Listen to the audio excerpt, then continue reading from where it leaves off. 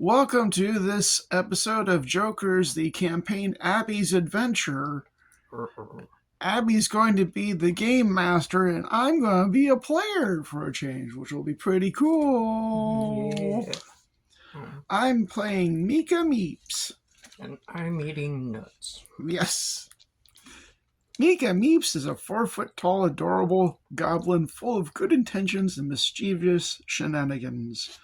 She's frequently unemployed and currently trying to regain life momentum after her last home burnt down due to a ramen accident. Yes. And that's where we start the story. I'm standing outside my house that is burning to the ground because I left the ramen cooker on too long and it melted and it set fire to the kitchen, and I'm naked and all I have is my diapers and no! Okay, well then, I guess the first obstacle is maybe finding clothing or something to cover your lady bits.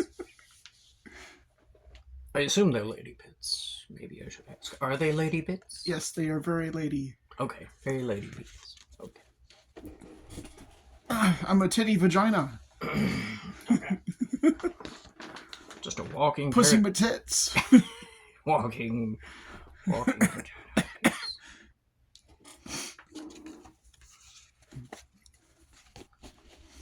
Okay then. Well, maybe you need 2 packets of that stuff.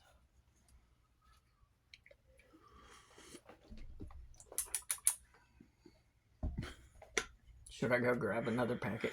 No. Why not? Does it taste okay? Yes. Are you sure? Yes. Okay.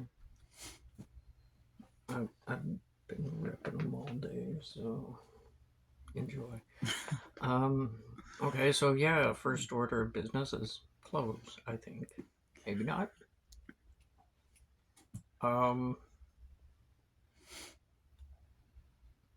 Okay, I'm not as good at this as you are, so you're gonna have to, okay.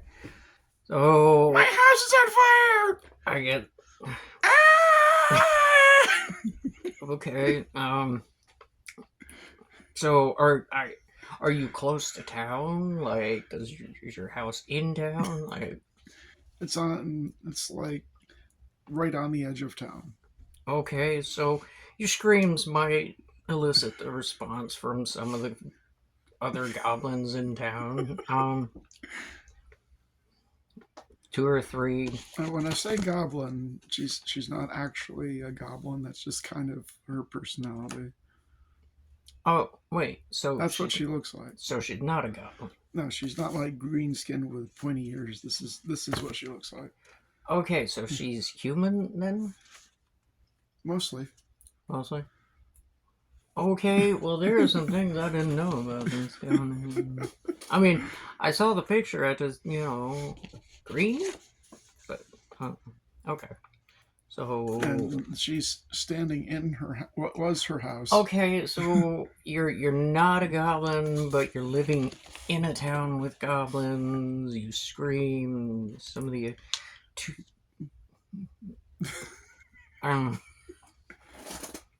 I'm very nervous. Help! I'm undressed. A couple of goblins look over. Yes, you are. Bubbles! Okay, but they see the fire and they come running. They're like, oh! Like, but before they can, really manage a response, the house goes from small fire to just poof, and then falls down. Cartoon-like in one of those fucking cartoons where the... I shouldn't have collected all those gas cans. Who the fuck collects gas cans? What the fuck are you doing with gas cans in your house? Who? Huh? What? That's asking for a fire. Fucking one of the goblins comes over and screams at you. Mostly. Okay.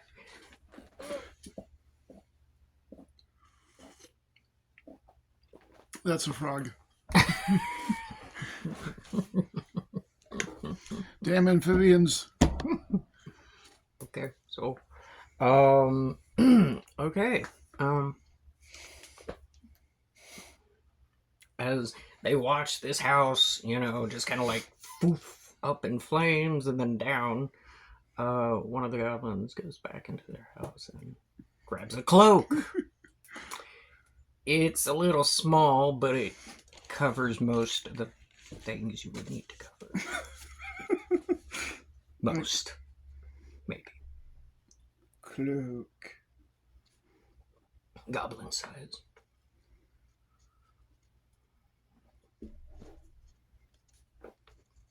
What quality would you say it has?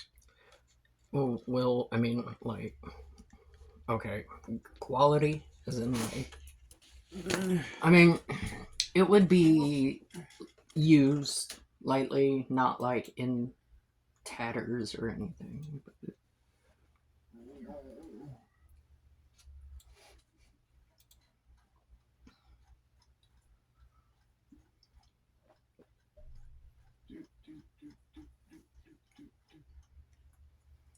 Is it poor, common, uncommon, rare, epic, or legendary?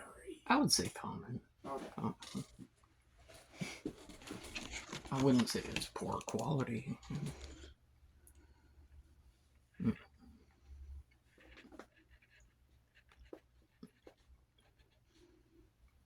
Is it purple? Do you want it to be purple? Yes. Okay, it can be purple.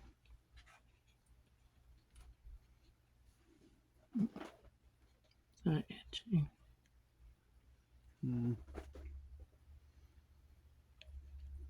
Is it? Okay. I just need to trim my nails from time to time, or else that happens. Okay. I just don't want it to. Like, if it does, then we have to hold it off. But... Okay. But goblin. Thank you, good person. I shall treasure this cloak. I shall treasure this cloak. Goblin just looks at you and goes, okay. Somehow I managed to tighten it such that my boobs are still on full display. So it's like it comes down from like the hood and then down here just boobs. Well, I mean, it is a very small cloak, so I was assuming you were more goblin size, but Well, I'm only 4 foot tall, so. It's only slightly smaller. Okay. I still managed to put my boobs on display. I just barely covering the nipples, as is tradition. Okay, so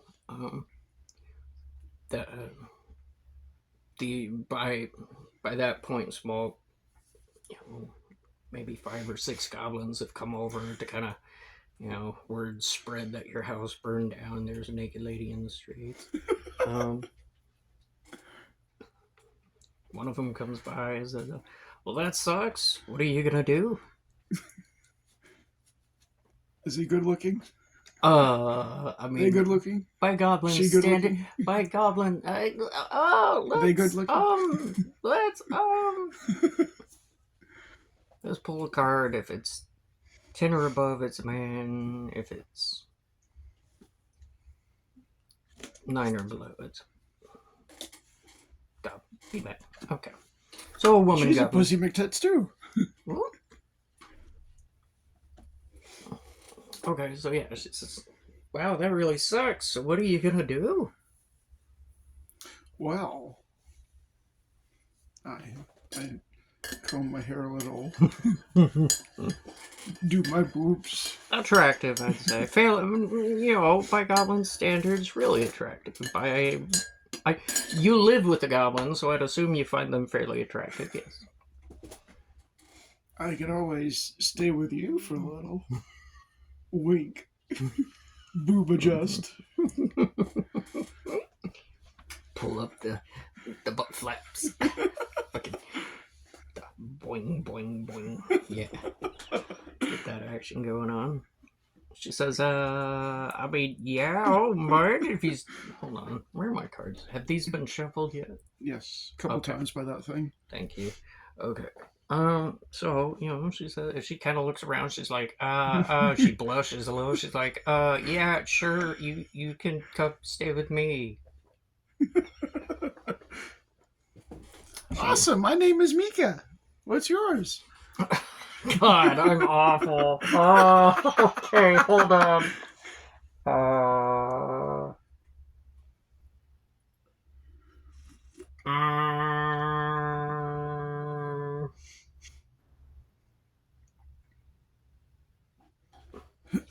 fuck. I don't know. All Goblin this name. would have happened probably around dinner time. So it's like dark in the evening. Oh, okay. Well, okay. Dinner. Yeah, ramen.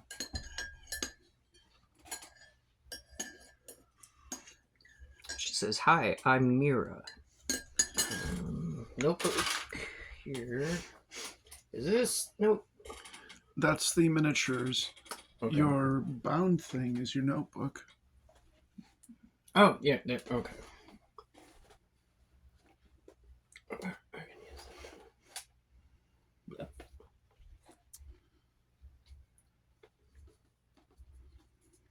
So Mika and Mirror, huh? Sort of pair of M&Ms.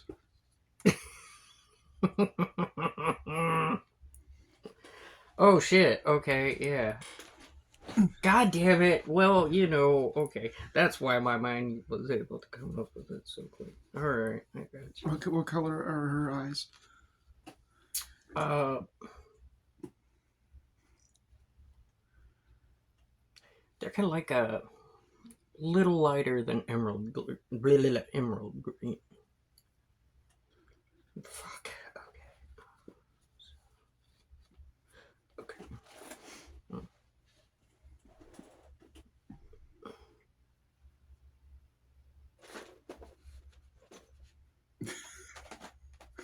So I look deep into her eyes, trying to be seductive and say, peanut butter or chocolate?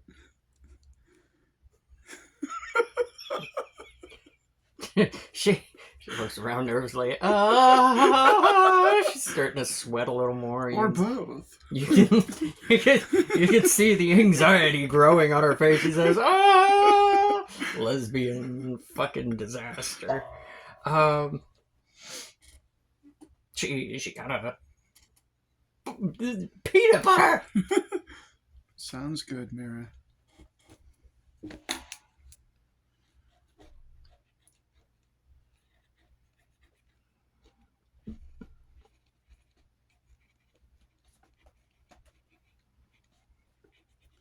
Mira Goblin Waifu. Damn, did I not? Yeah, I did. I forgot where.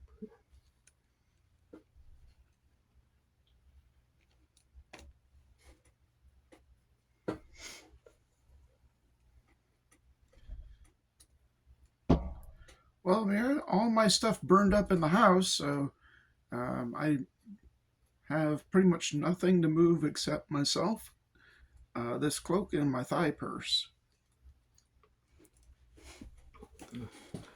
She says, "Well, I mean, then I guess you're pretty much ready to move in, then, huh?" So this would be our first date then. Fucking. Sounds good to me, Mira. Wink. She starts. She's like, you can come this way. She leads you over to the house. I hold her hand. She's really, really sweating and blushing a good bit now. She's okay, so you follow her back to her house. It's, maybe like 50, 60 feet away from where your house was. Not a very long walk. She leads you in through the front door. She says, this is home. Leads you up the stairs a little bit. So you would be a little taller than her, but I don't think you'd be uncomfortably tall in a goblin house. Okay, so she up the stairs and through a little door thingy and leads you to, it looks like a kind of a small room that's been, multi-use. There's been storage. It has kind of like a guest bedroom kind of bed, but like it's got boxes and stuff under her. Well, there's clutter. Yeah, I don't know. I don't think hard goblins would have cardboard boxes. Well, they're your goblins, dear. You can make them. You can make them cats. They collect cardboard boxes Okay, well, or something. okay, they got boxes on the bed and shit, whatever, full of stuff. She just kind of like starts going over and kind of moving some stuff out of the way, and boxes. She, kind of like dusts off the bed a little bit and like pat pat. There you go. She says,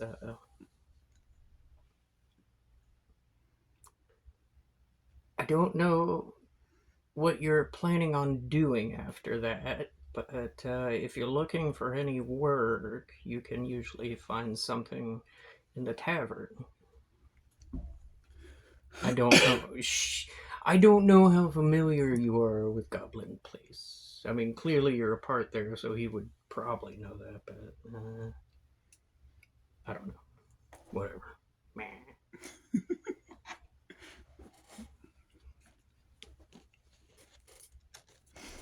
Well, don't know how long it'll take for me to get back on my feet because,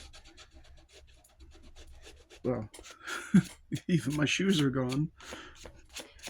Yeah. So let me give you this. So it's something that will help in the meantime.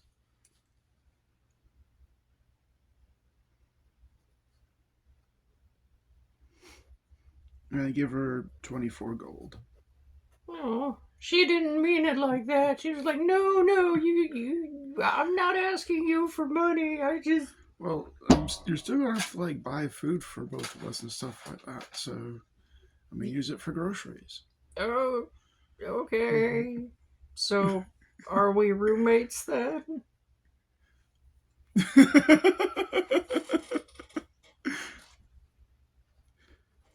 How do I get the impression that she's into me? Is this somebody that I've seen before? Oh, I mean, okay. So with Goblin, I mean, living on the edge of a Goblin town is usually going to be like around people who are newer to the place. Because I mean, I feel like goblins are probably really chaotic, and so they just kind of like, here's town. Everybody else build around us or whatever.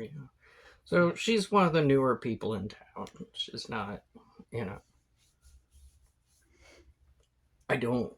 You don't know too much about her. You've seen her around maybe here and there, but never really talked to her. How long have you been in town? I've been on the border of the town for quite a while. Okay. A couple of years.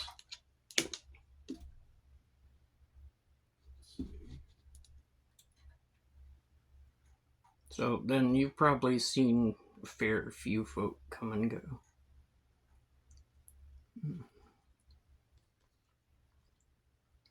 Mm. Okay.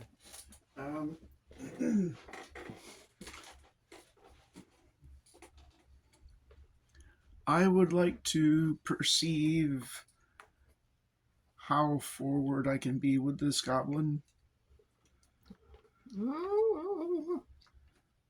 Okay, so this would be a check then, do you Yes. think? Okay.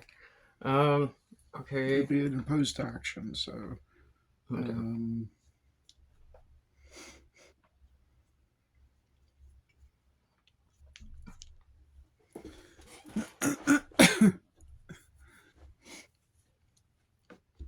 So I'm going to play a king, so that's 13. And that's a 14, so that would be a no. Okay, but I didn't fail by a lot. I failed by 2. Okay. So what do I perceive? Do I catch her looking at my butt and boobs?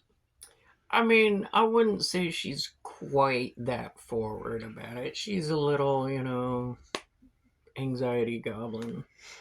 Um, she she looks at you. She doesn't look at you. I wouldn't say lustfully, but tactfully. She kind of, it's a good look at you. I mean, it's not like there's much to hide. You're kind of in this fucking cloak, and that's about it. Doing like naked cooking or some shit. Sexy cooking. Shit. Oh. Okay. Oh shit. Sorry.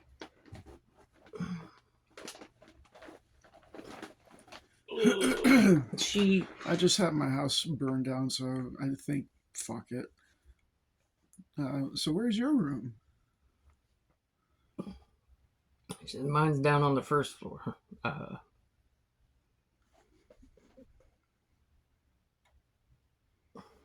Yeah, down on the first floor. Down the hall. Second to the left. I bet it's just as pretty as you are. She blushes. Says, "Oh, I don't know about that." You can take me on a tour if you like. So, okay.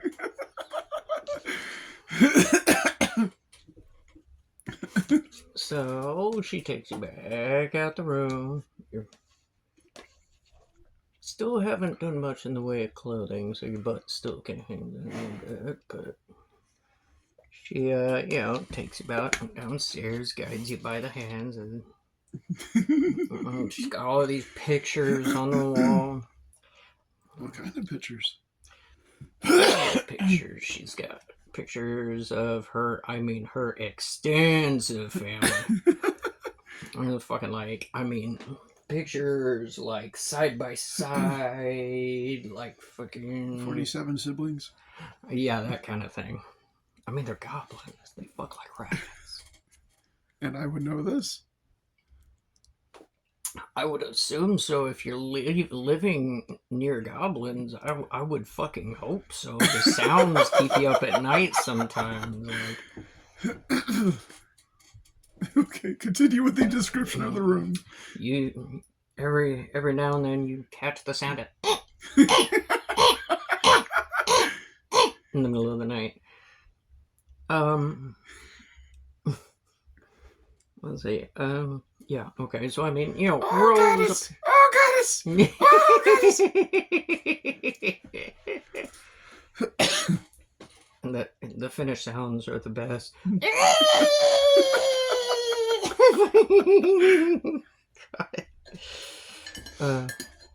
Anyway, yeah. I mean, the wall, similar to this, but maybe a little, more disheveled. I mean, goblins have so many family members, and then just like kind of one over the next a little bit, like kind of overlapping a little bit. It's she says, "This is my family, all 152 of them." This is, she, when you're down on the first floor, the first room you come to is obviously, it's the living-ish room that, like, and then there's, like, kind of partitioned off a little bit. There's kitchen, and then the hallway. So it's like house, living, existing quarters, whatever, and then like the kitchen, and then the hallway thing. That the first one is most of the other rooms look like they're kind of filled with miscellaneous junk. You see what kind of looks like what am I trying to say? The word. It look kind of uh, metal statues, like pieces, like all kinds of hoarded shit, but like big pieces of metal scrap and stuff kind of stick out to you. Um, she says she hasn't. I haven't used these rooms in years. I only use my room and the kitchen. Really, I don't spend much time at home, so I don't really. And and she leads you back and she says, "This is my room. It's got a bunch of pink ass stuff everywhere. Just everywhere. She's got, fucking bed with the frilly pillows and the the lace on the comforter type stuff. She's, girly goblin." See, it is as pretty as you. She blushes even harder. Looks nice and warm in here, too. Well, I keep a fire burning when I'm home. But, what's it?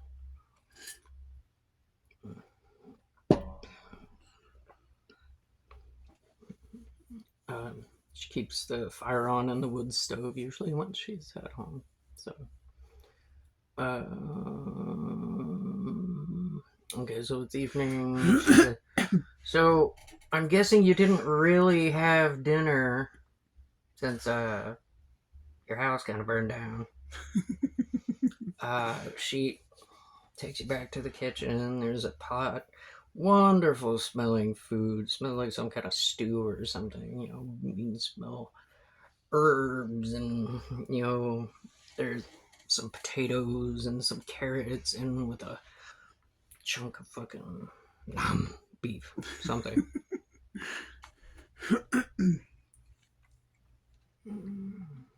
So you mentioned that you don't usually spend a lot of time here. What do you usually do with your days? Well,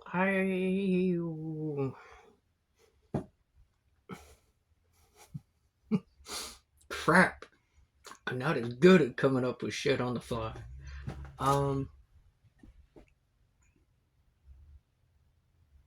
She says I help take care of the horses over at the inn, the tavern, whatever that people bring in uh, while they're traveling, and I help take care of them. That keeps me busy through most of the day. But another day, another dollar, another Coin. Yeah, there we go.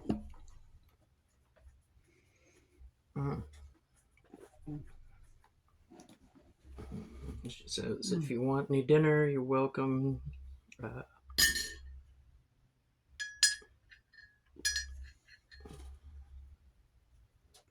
Well, horses are pretty big compared to us, so if you care for them on a regular basis, you gotta be good with your hands.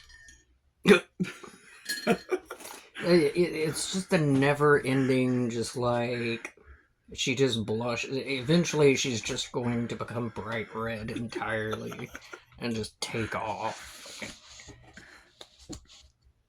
Yeah, I'd say I'm okay with my hand. I used to work as a seamstress, so used to make clothes for. How old is this goblin? How old are you? Meeka's in her 20s. 20? Okay. I mean, she's. Like I wouldn't say she's. so. I wouldn't say she's. She looks kind of like a young adult goblin, maybe. Okay. Bless.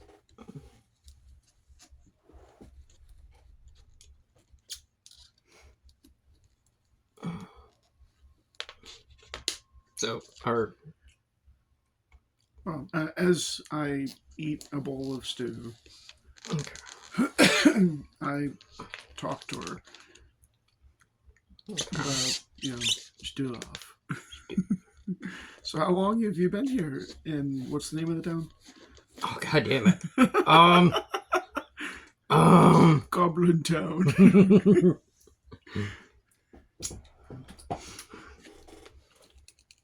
What is the town called? Oh.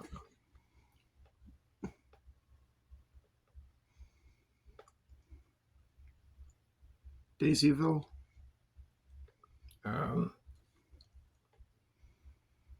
Four Crossings. Called Glop. Glop. Let's just call it Glop.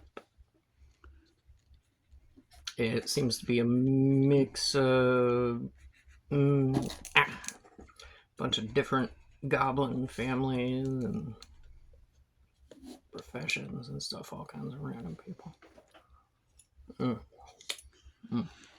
So how long you been in Glop Town?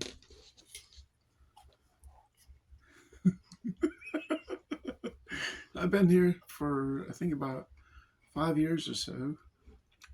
Worked a variety of jobs. I think the last one I was a courier. You know, I would carry mail and stuff to different towns. Of course, on the last time, I was robbed by bandits, and my employers didn't like the fact that I lost all the mail, and that was it for that job. So I was actually between jobs when my house burnt down. Oh, that's some really shitty luck. Yes. Ooh. I left the ramen cooker on too long, apparently. She says, yep, I'll do it. That's how I burned my third house down.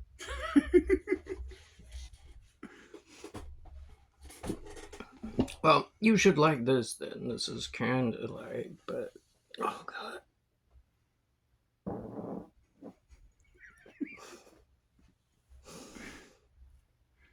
Goddamn bargain spiders. Yeah. Oh no. So we talked for a little, and after I'm done eating, what, alluring eyes? Is that what it's called? Bedroom eyes. Bedroom eyes. Okay, I give her my best bedroom eyes. So, what about dessert? She says, she clearly misses the cue here. She's like, well, I made a peach cobbler. If that sounds good, or I've got a little bit of fruit. I'm inching closer. She's like, what are you doing? What are you doing? She continues on, and she's like, I'm trying not to frighten the lesbian. Well, she is a disaster lesbian goblin. She's going to miss every cue. She's going to not understand what's going on until you just straight up kiss her honestly. But, you know, so I gently lift her chin. She's like, you're very pretty. Smooch. She says, oh, and yeah, that whole thing, she just turns bright red, glow in the dark. I grab 2 handfuls of goblin ass. She's like, oh. Fucking. She kisses back. Yeah. Doodly doo. So I carry her back to the bedroom for dessert. Okay. On the way there, she says, I did want some peach cobbler. We can get some after. No worries. Okay. Or I can put some on your tits and lick it off.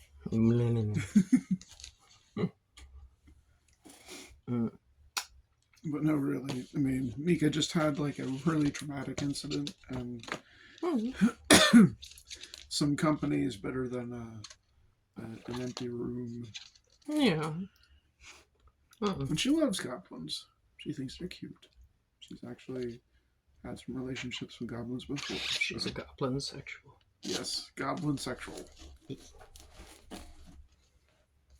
Wait, you're lucky you found one of the many.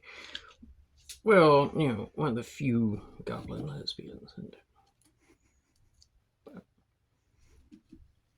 Okay, so So eventually, she's the smaller one, so we fall asleep. I'm the big spoon. she is. And if her recommendation was the tavern, then I simply follow her to work Okay. the following morning and see what, if anything. I mean, Okay. so Mira, you suggested checking the tavern, but how's that work? They have like a post-it note So, well, board, there's a or board. She points across the room towards the entrance. She says, over there, they usually put up, different or work offers, jobs that need doing around town, stuff like that. It's pretty basic.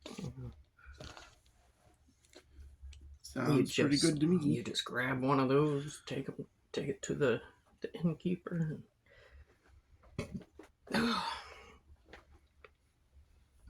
So she says, "Well, that I gotta get to work, so I will meet you back here later, hopefully." I make out with her good and hard Yeah. in front of everyone. Squeeze that goblin butt. She gives a little at the end and skedaddles off to work. All right, so go over to the job posting board. Mm. What do they have?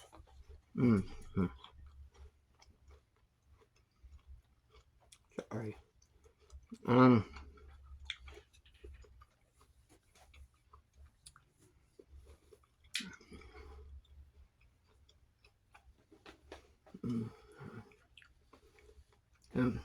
Yeah.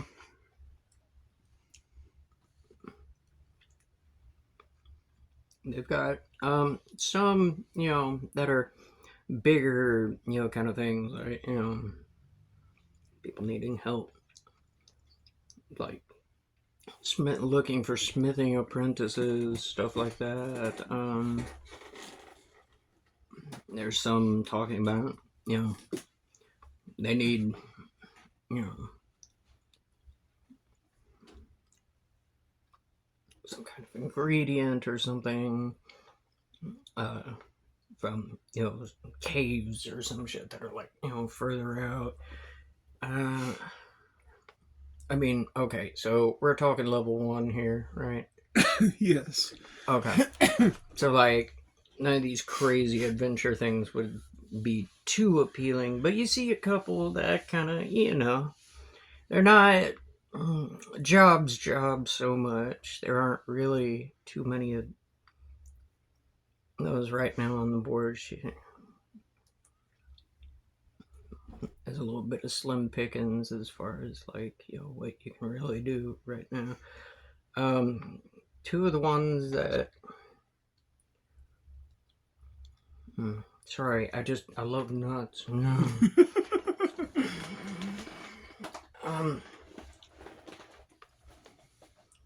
The two, okay.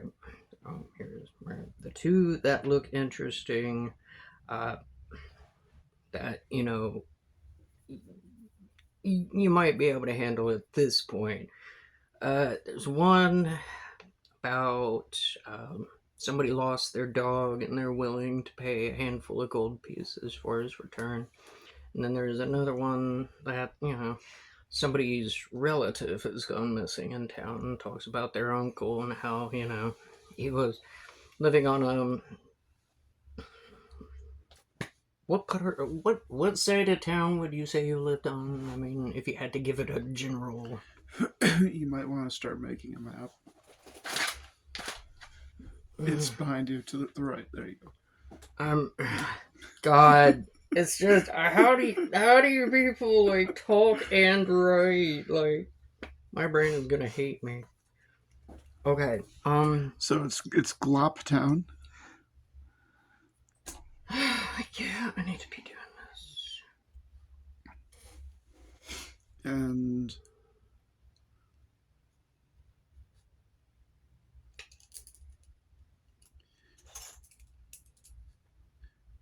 if there's a river running through it or nearby, I probably would have tried to position myself close to that.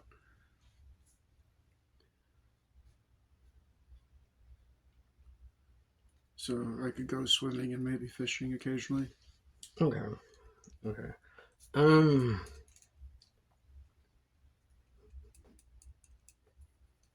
Okay. Give, give, give me, give me a minute. Give me a minute. Give me a minute. Oh, hi. Can I interest you in a nipple?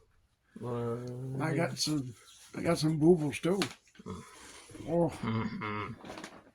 oh yes. Mm-hmm. You can't see any of this, but we're touching our boobles. Titty croissant. Is it that way? Huh? Is it recording that way? Well, it's recording that way, but I'm not gonna be having any video. Oh, got you. We're essentially using my phone as a microphone. Oh, okay. So, titty croissant. Yep. So there's tits, Tits. but you can't see them. Big, juicy jigglers. Yeah, you gotta pay for that. Shit. Yep. Okay. So, his house is out towards the east.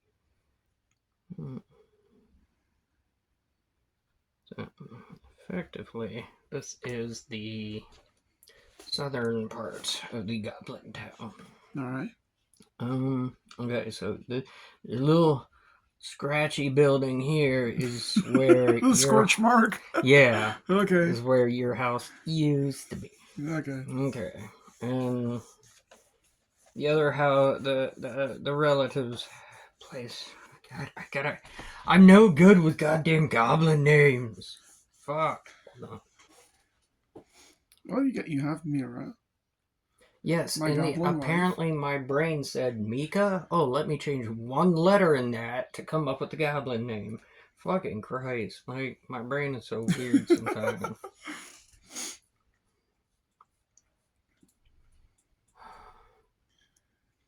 Well, figure goblin names, so Sporch, Pick Nose. God, see, these Bendy are so legs. much. These are so much. Hold on. Okay, we don't have dice here. I can roll a dice for you. Yes, please do that. Okay. 100-sided dice. 100-sided dice coming up. Sex pants. Actually, Alexa, roll a 100-sided dice. You rolled a 54 on your 100-sided die. Okay, cool. Glad I could help with that dice roll. Yeah, thank you. Oh. Correct nose, Peter Pocket. There's a goblin named Sex Pants. Oh my god. It's number 69. Of course. Yeah. Sex Pants. I got these sex pants. Yeah. Okay, so what was it? 54? Yep. Quiss. Okay.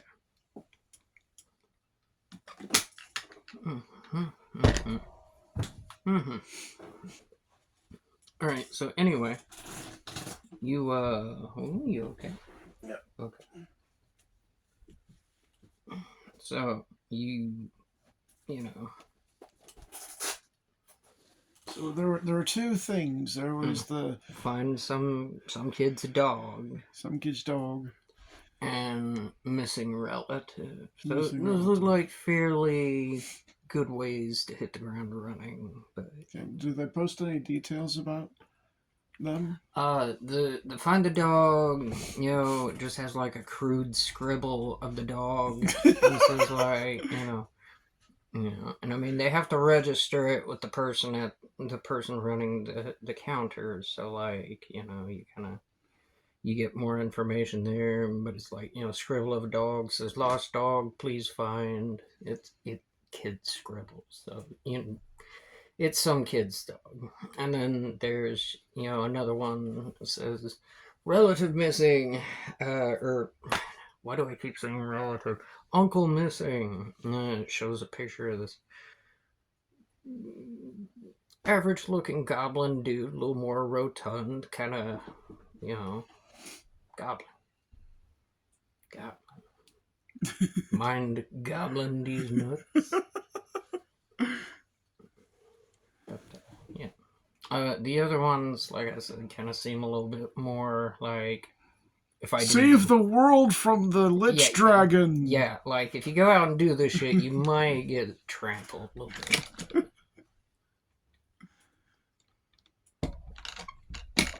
Fight Cthulhu's pet dog.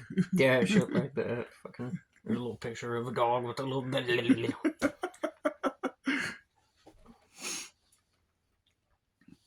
Dog peed on my lawn, and now there's eldritch horrors coming out of the ground. So both of these are within town? Like, yeah, I get the impression they're in that town. this is something I can do within town, or... Yeah. Oh, yeah. Well, I mean, finding dog, I would assume, town outskirts maybe. Depends on where the dog went. But then there's also, like, I mean, with the relative thing, there's no telling where he went. So if you're looking for something more, like, absolutely in town, dog first, maybe. But,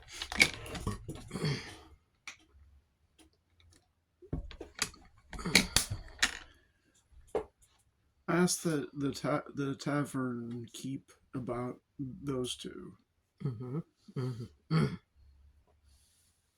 Like, some more details. Take your meds. Yep. Okay.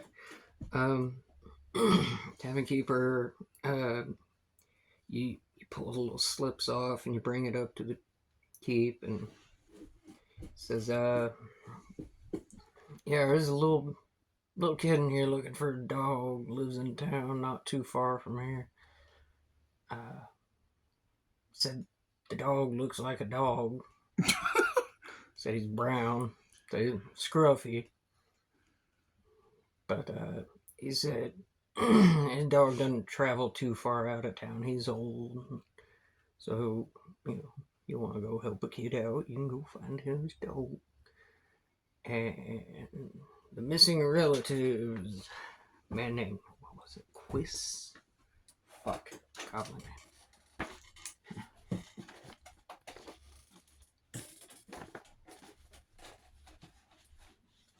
Okay.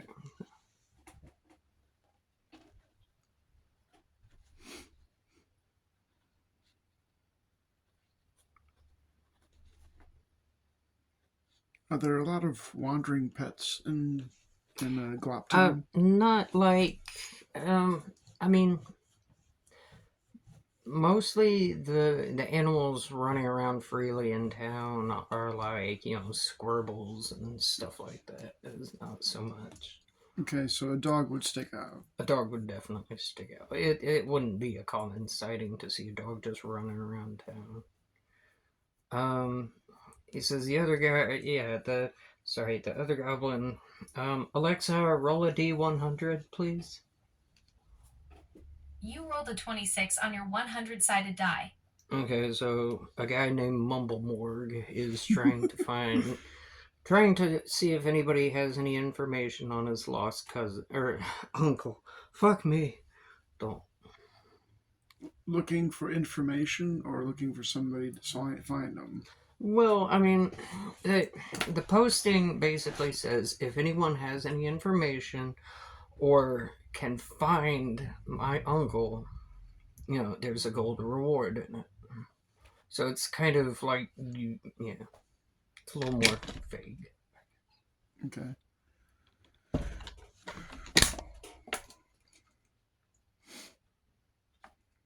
Can I take both of them? I mean, yeah. God.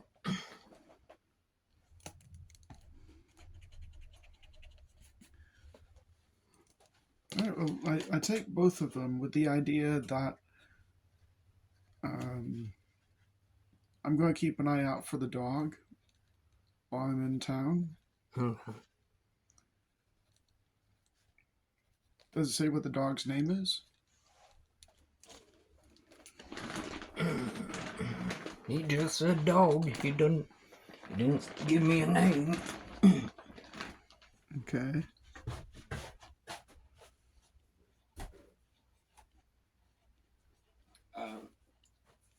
Didn't give a name, but I mean,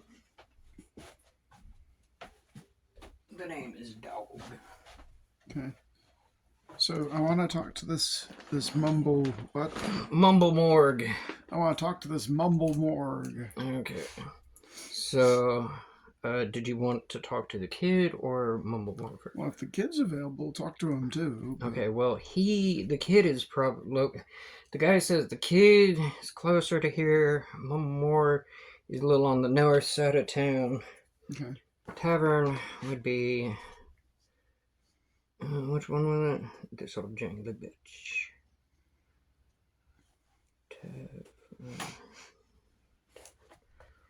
Tavern. This old jangly bitch. The north side would be up here. I need to find out how adrenaline works again.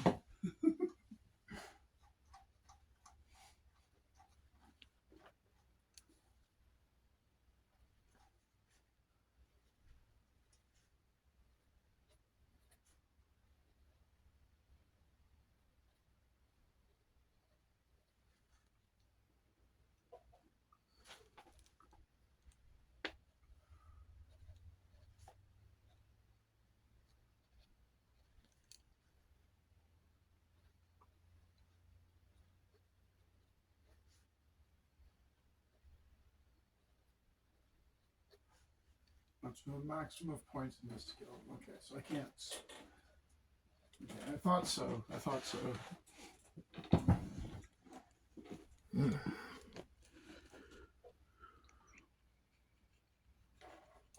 Baby.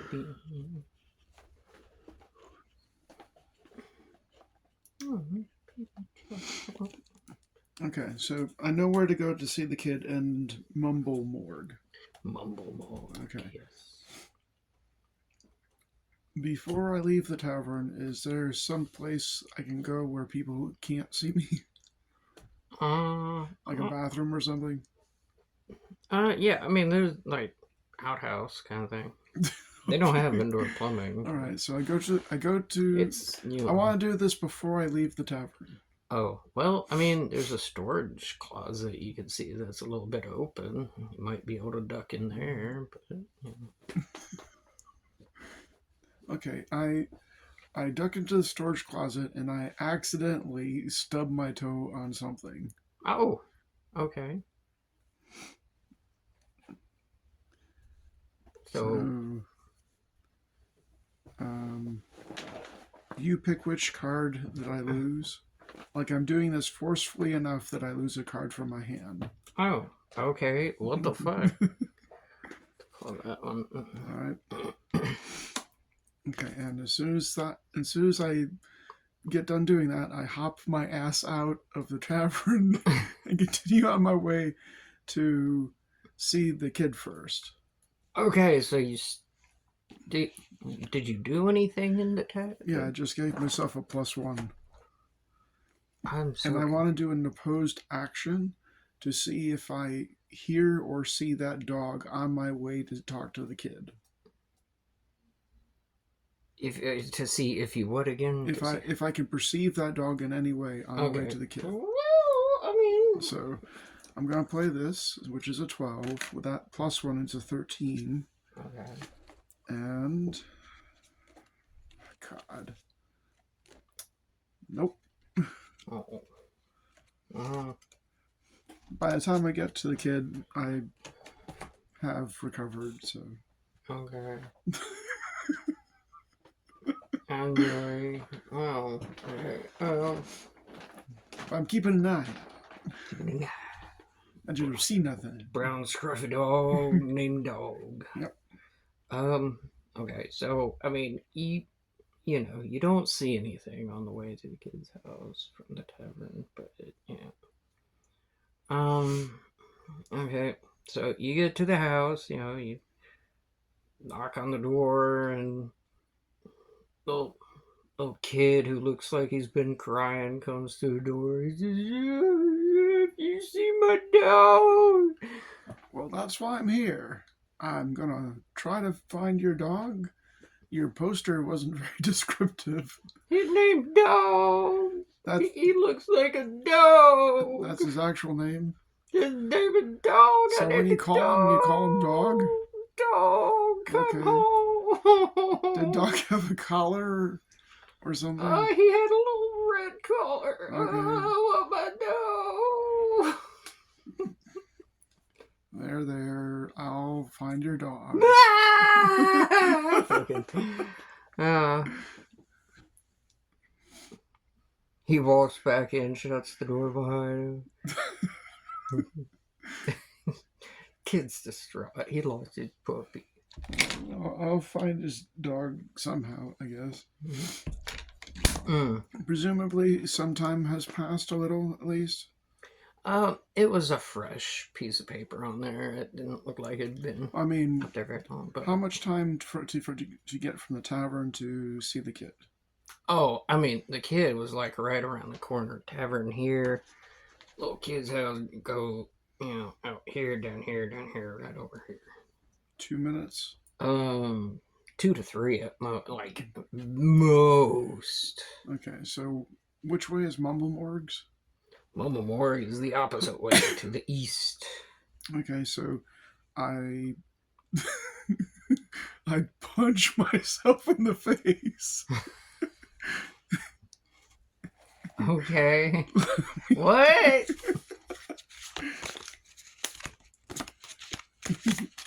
What? Why did you punch yourself in the face?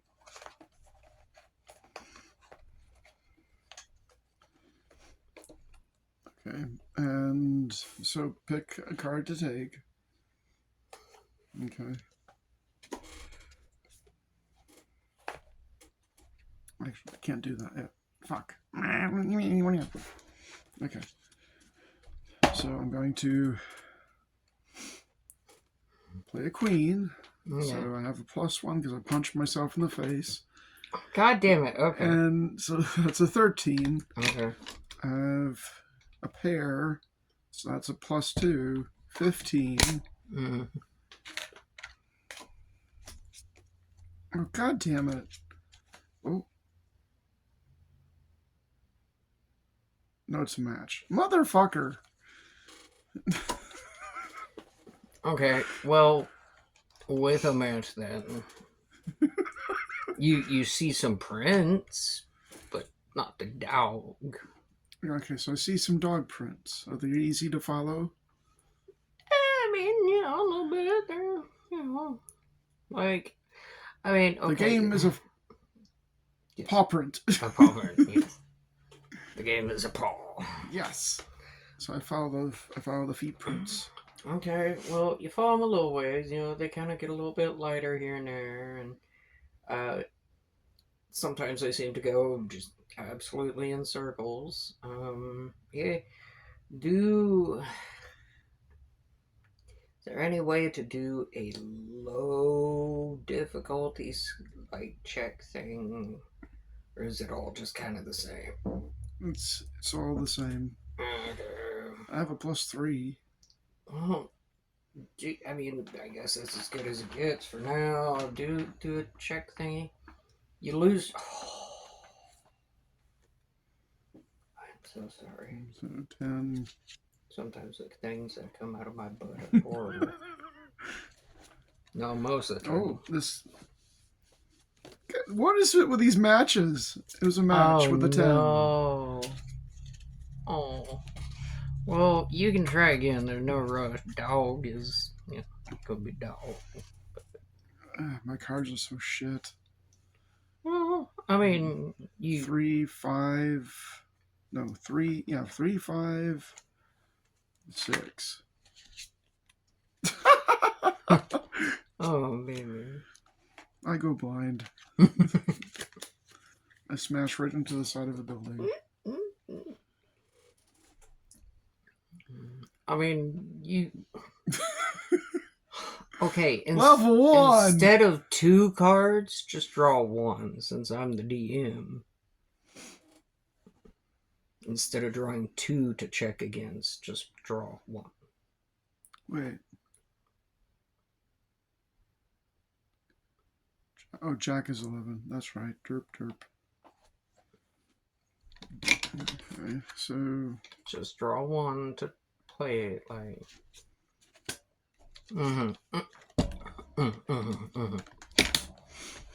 Okay, well, guaranteed I got that one. Yeah. Okay. So, yeah, I mean, you have to search for a minute and you kind of go around in circles yourself a little bit, but, you go a little bit further and you do actually see some more paw prints. And you follow them and, traveling through the alleyways and the back roads and shit.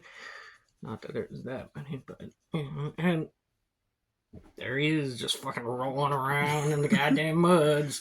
Brown, scruffy dog. Hey, dog! Dog jolts up and is like, woof, woof, woof. Fucking runs over to you and starts. I pet the doggy. Just jumps up on you, starts licking your face. Fucking doggo. And, okay. I carry the dog back to the little boy then. Okay. So, dog licking your face the whole time, just fucking, dirty shit getting, wait, you still only have the cloak on, right? Yep. Okay, so, getting you dirty in the cloak. Yeah, no problems. You take it right back up to the door. It takes you about 10 minutes to get back to the kid's house. Yeah. Don't. Little kid still goes, oh, you found my dog! Yep, found your dog. Ah! And like, kid goes running. God, it goes, Them frogs. Don't know how they got in here. Kid goes running back into the house, comes back, gives you this little dainty sack with like 5 gold coins. That's all this kid's got. How many gold coins do you have? I now have 5. Okay, good. Okay. I was gonna say I didn't know how many you had already. If 5 was. No, I gave 24 to Mira. Okay. Because I plan on never leaving, and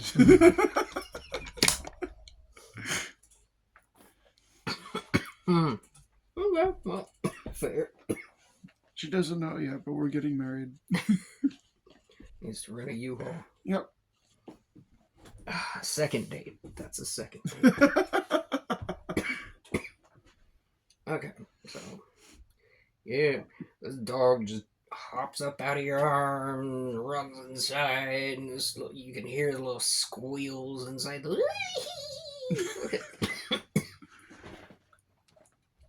You're a good person. You brought the dog back home. Fucking.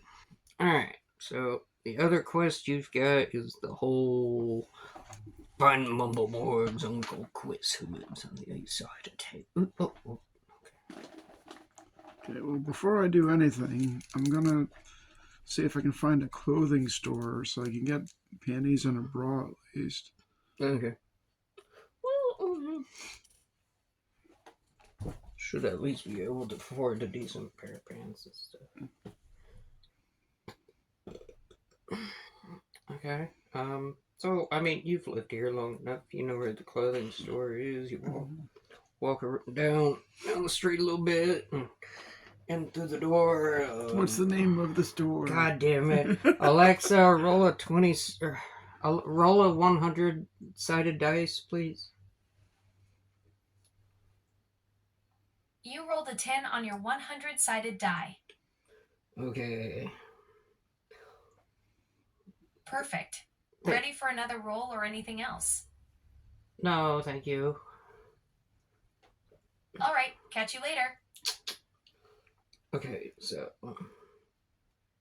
Locke's clothing. Locke's clothing? Alright. Locke's clothing. And you walk inside this little. You see a couple other people in there looking around, and goblins.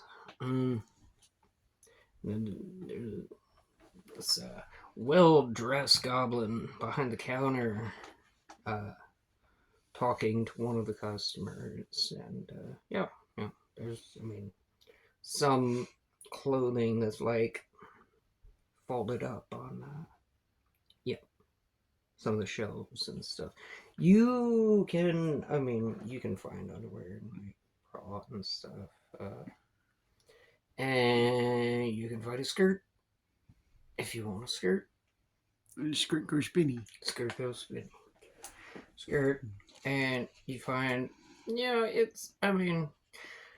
the more expensive clothes are a bit more extravagant, but it's Do they like have a T-shirt that says "Goblin Lover"? I mean, yeah, you can find whatever you can do that.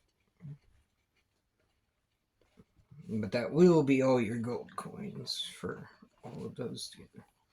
All right. That's 3 for the single items, and then 2 gold pieces for the Goblin Lover shirt. And they're common quality. I mean, they're not terrible, but they have to be something you could sell. So, at least a certain standard of quality.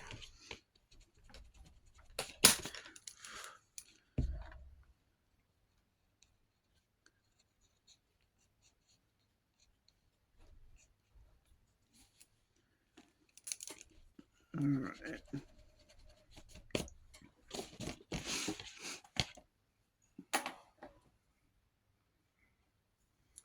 What's the owner's name? Lock. Locke. Locke, before I go, I'm going to be going on a journey and I have no money left. Do you have any spare clothing bags you don't care for? Let me see what I've got around back, but I might have something for you. Goes back, you hear this rummaging around, and Locke cursing under his breath. Fucking. Yes. He comes back and he says, "Aha, I found just the thing." Excellent. Although this one would be used, so it would be poor quality. Or what is it? Not common, but the one below it. Poor. Poor. Okay, poor quality. Because it has been used for the purpose many times. Does it have like a drawstring so I can sling it? Yeah. Okay. You just got to be careful. There aren't any noticeable holes or anything, but.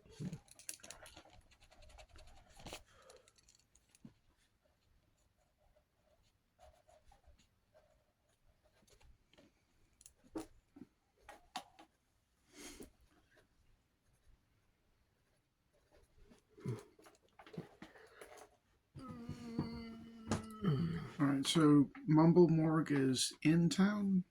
Yes, he is in town. Mumble Morg's house is okay. So the tavern here, it would be. I haven't drawn quite that far up yet, but more up here, and then Quiss's house would be over on the east side, more towards like this side of the river.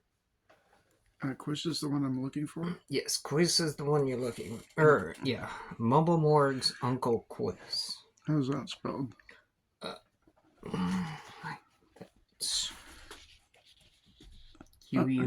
Quiss. Okay. I think.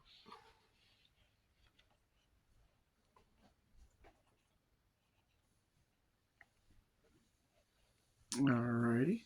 Alright. So,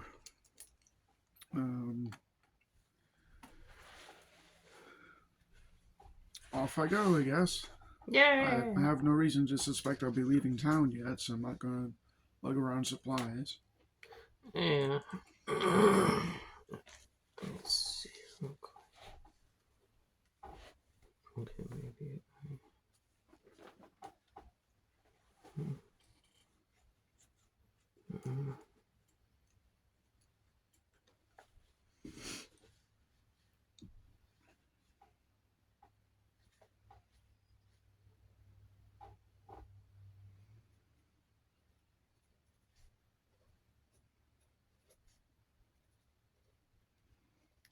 Alexa, what's your opinion on sexy goblins? Well, that's quite the specific fantasy niche you've stumbled into. From what I've gathered, goblins have had quite the glow up in modern fantasy. They've gone from being the classic small, grotesque troublemakers to having some pretty creative interpretations. The whole short stack trend in fantasy media has definitely given them a makeover that would make their medieval folklore ancestors do a double take. I mean, who knew that creatures originally described as small, grotesque household pests would eventually become the subject of such? Enthusiastic fan art. It's like the ultimate character development arc, from mischievous mind dwelling kobolds to whatever the internet has decided they should be now. Gotta admire the creativity, even if it's not exactly what the Brothers Grimm had in mind.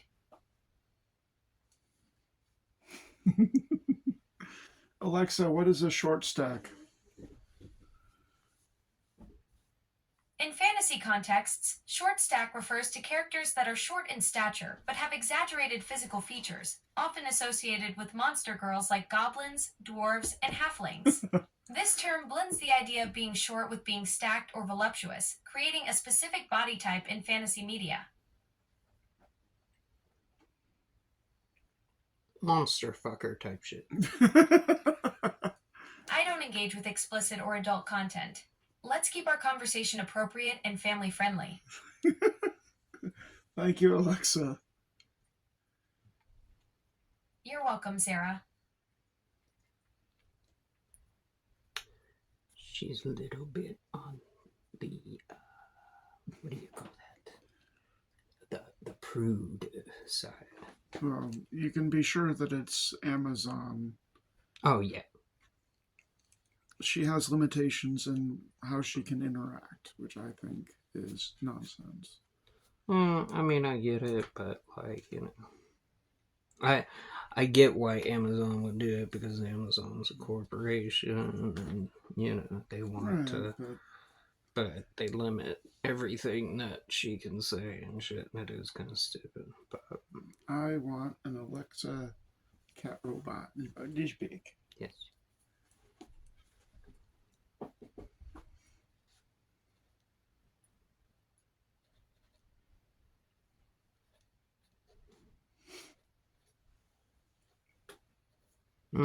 So.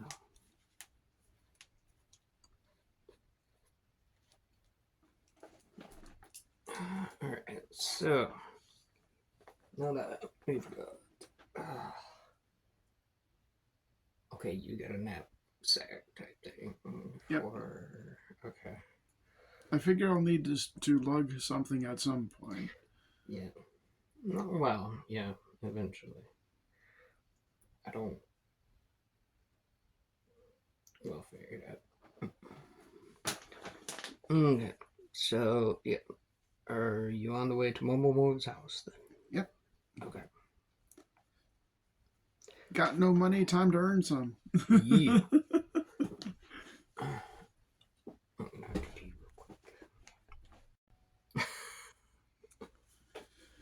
All right, off to Mumble Morgue. Yeah. All right, so off you go with heroic walking music in the background.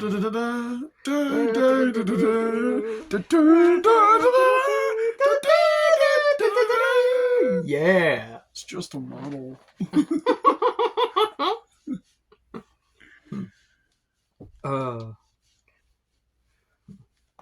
So you you get towards the north side of town.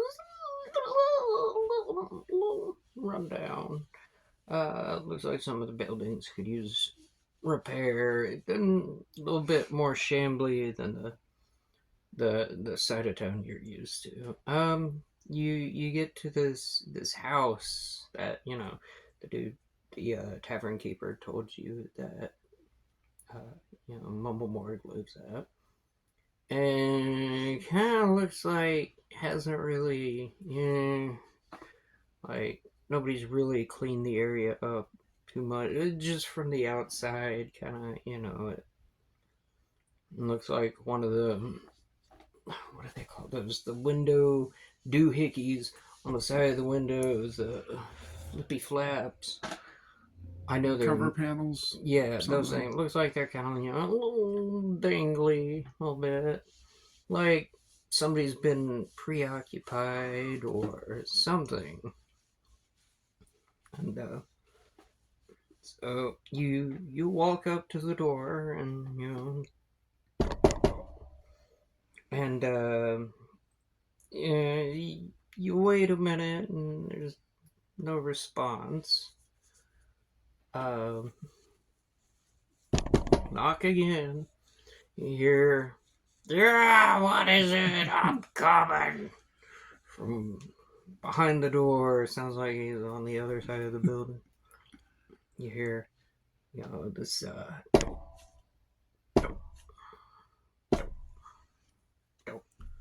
kind of getting louder as it seems like he's moving towards the door.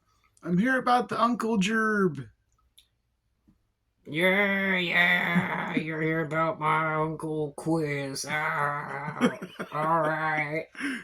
I'm coming. Fucking.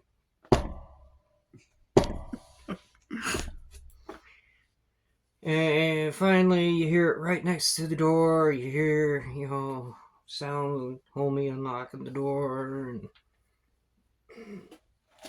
kind of opens it a little bit. You see this eye at the doorway. He says, yeah, you hear about my Uncle Quiz. You ain't here to kill me, are you? No, I'm Meeka Meeps. Are you sure about that? Yes, professional shenanigan doer. Here to find your Uncle Quiss. Nothing too dangerous, I hope. Fucking, you hear him go back away, open the door a little bit with a good old creak. It's this old goblin with a little fucking peg leg.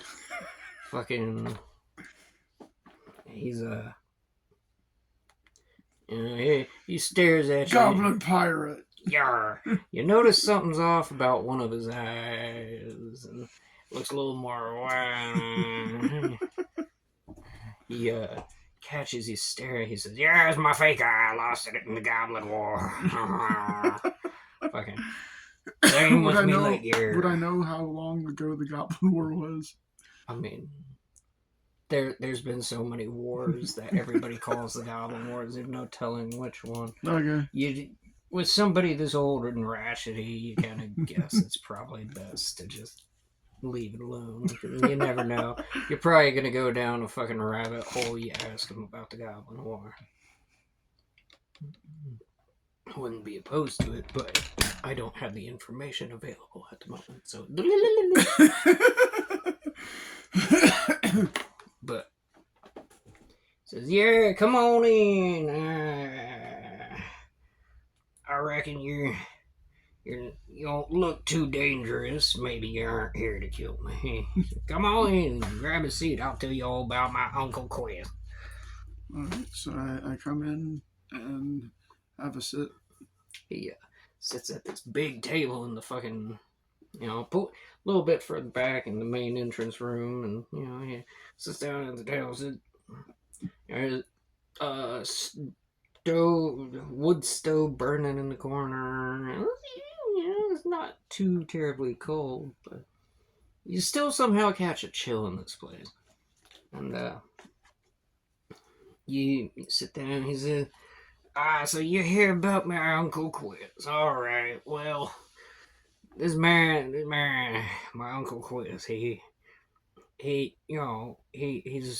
old. He lived on other east side of town, like just he's kind of a recluse like I am. You look around, looks like dude lives in his house, like lives, and he says, so he we hadn't talked a whole lot, but I went over to see him the other day to ask him about, we've been seeing these camps of people popping up on the edge of town, humans, and we don't like them humans. He looks you up and down. You ain't a human, are you? Debatable. Debatable. Okay, well, I'm keeping an eye on you. My good eye. all right. Well, these humans, they come with their banners and they they look around. I don't know what they get up to, but it ain't nothing good. I tell you what. And he kind of starts looking go off in the get that 1,000-yard stare looking thing going. He says, I know I've seen people like this before, but I don't like them humans. They just they do stuff. They just won't stop doing stuff. They won't leave people alone. These humans, they're fucking and he pulls this picture out, of his pocket. I don't know why he's got a picture in his pocket, but he said, "This is my Uncle Quiss." It's just another goblin. Looks a little like him, but older, and maybe a little heftier, but he nothing too crazy about it. But he says, I looked through his house, and it looked like somebody been in there trying to, steal something, or I don't know. I I don't I don't know. And What would he have worth stealing? he says that's the thing. My Uncle Quiz is poor as shit. He doesn't have anything worth stealing. We don't have any family heirlooms. We haven't come into money. We're working goblins. We don't have much to steal. There'd be nothing worth stealing. He said, I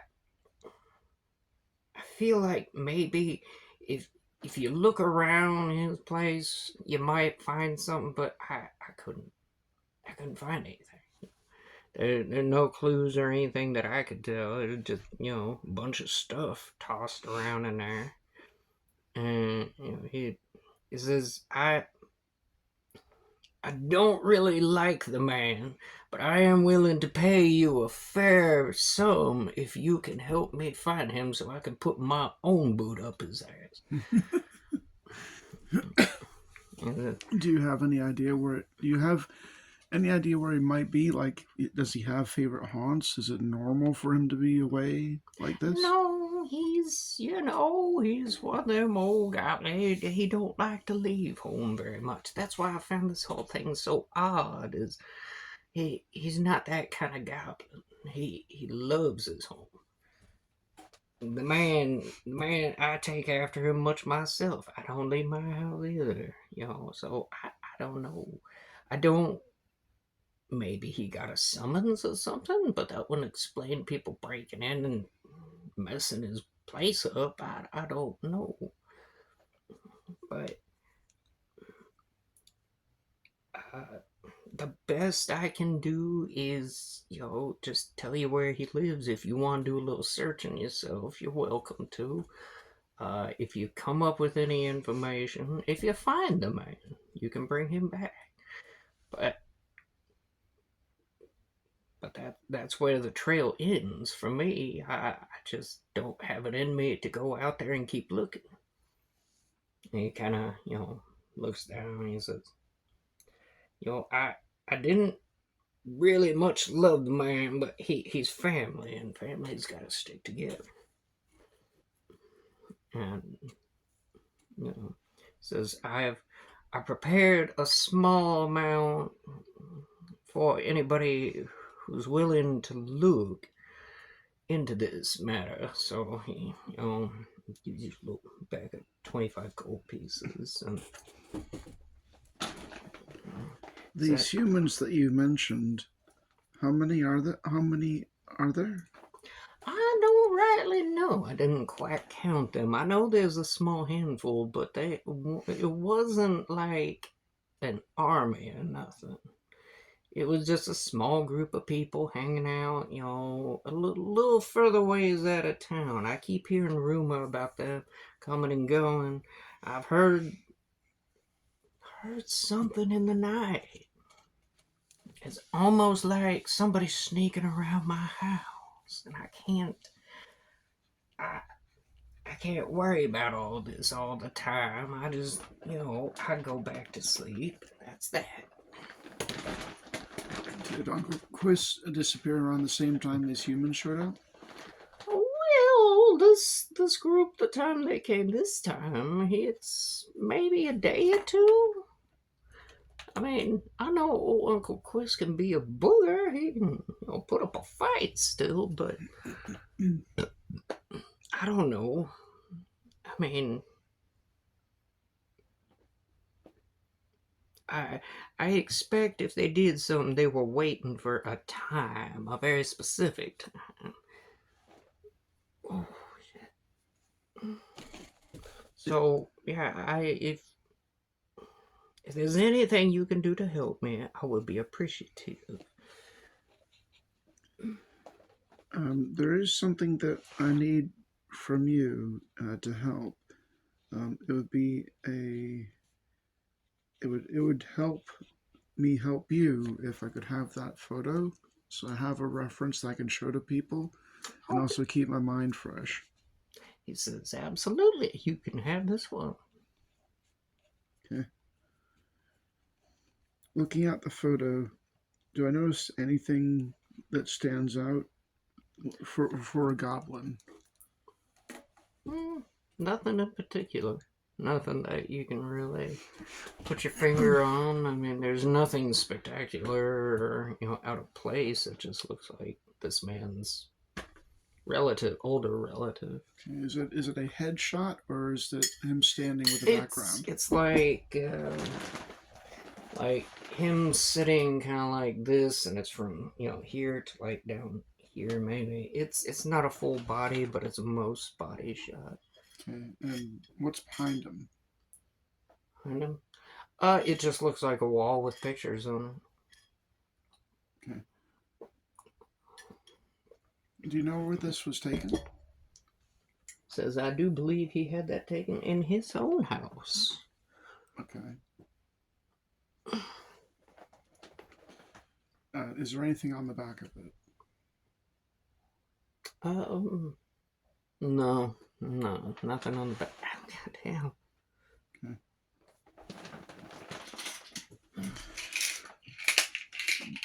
What's his name again? Quiss. No, the guy I'm talking to. Mumble more. Okay.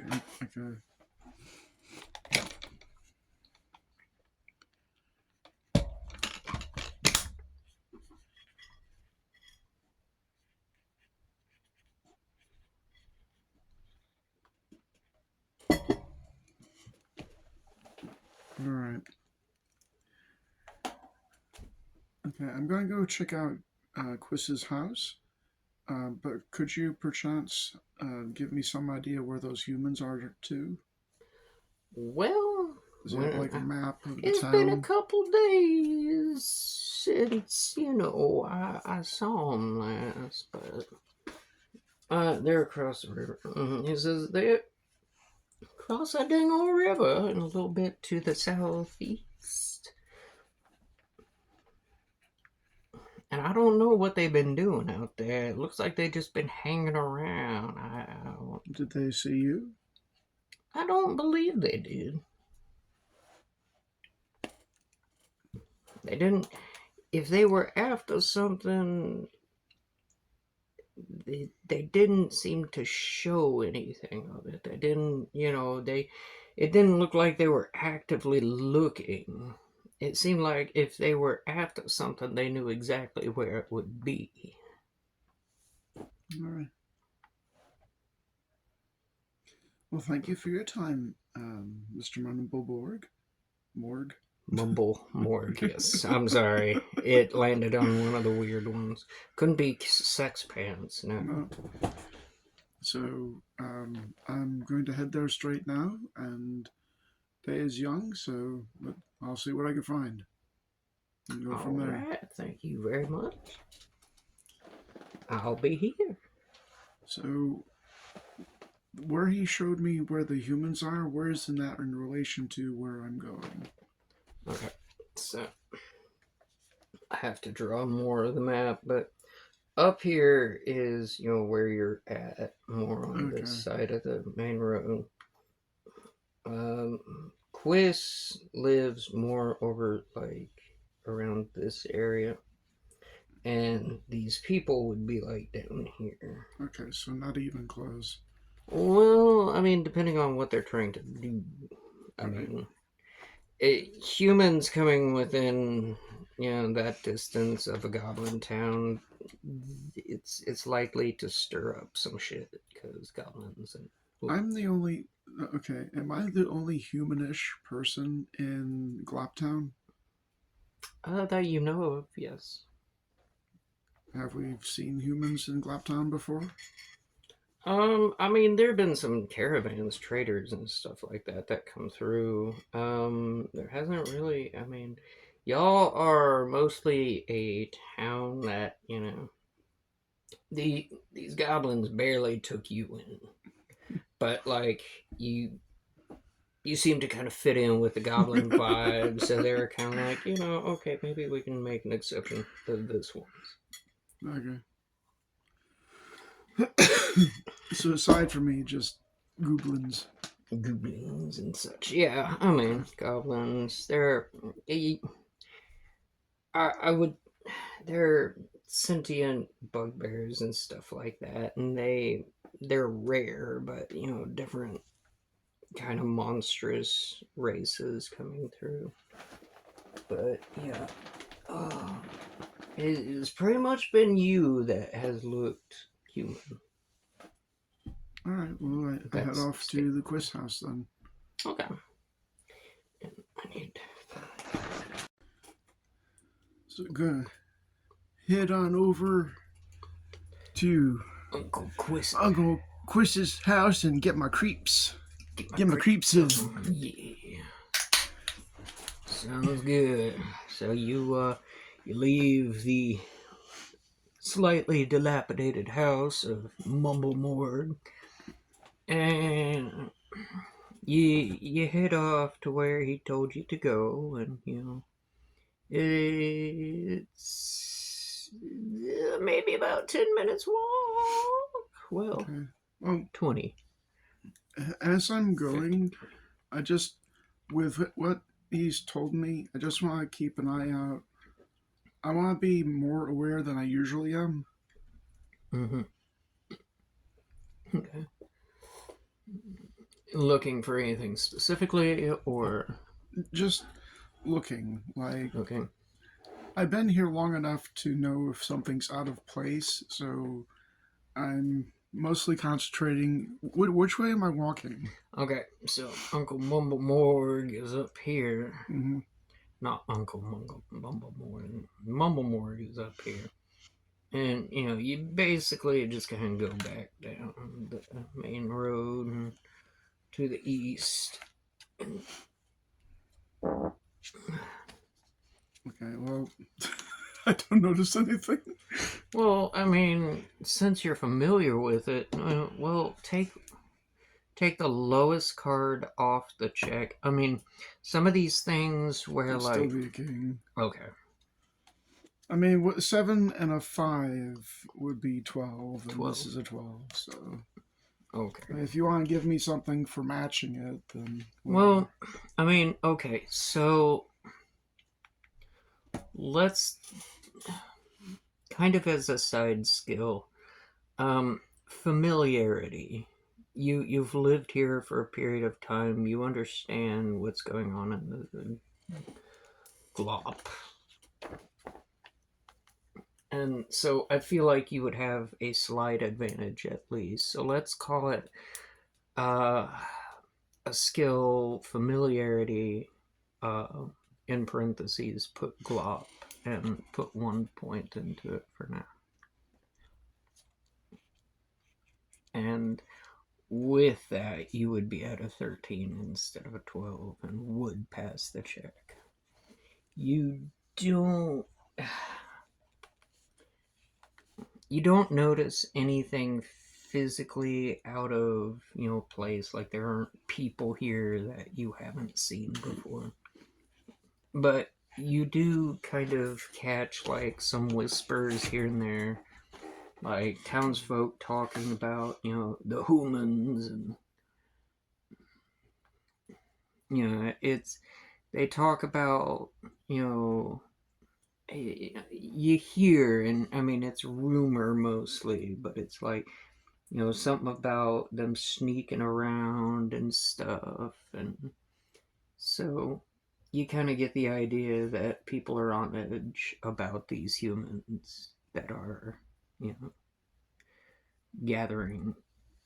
And, you know, you don't hear anything about large forces. It's just, you know. Do I get the impression that humans being around like this is something they're concerned about it? Is it just gossip, or Yeah, they're worried it's, about they're going to have burn the town down?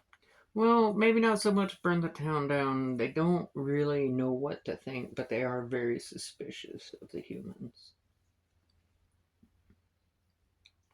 Do goblins and other races in this world have good relationships? Um, it depends on, I mean, you know, the specifics. And the specifics of Glop are that, uh, like, you know, ape together strong. It's like the goblins are not particularly large, muscular. They can't. I mean, they can hold their own. Don't get me wrong, but like a lot of the larger races do tend to steamroll smaller groups of goblins. They're kind of squishy like my wife. And you know, some of the goblins. She And doesn't know yet.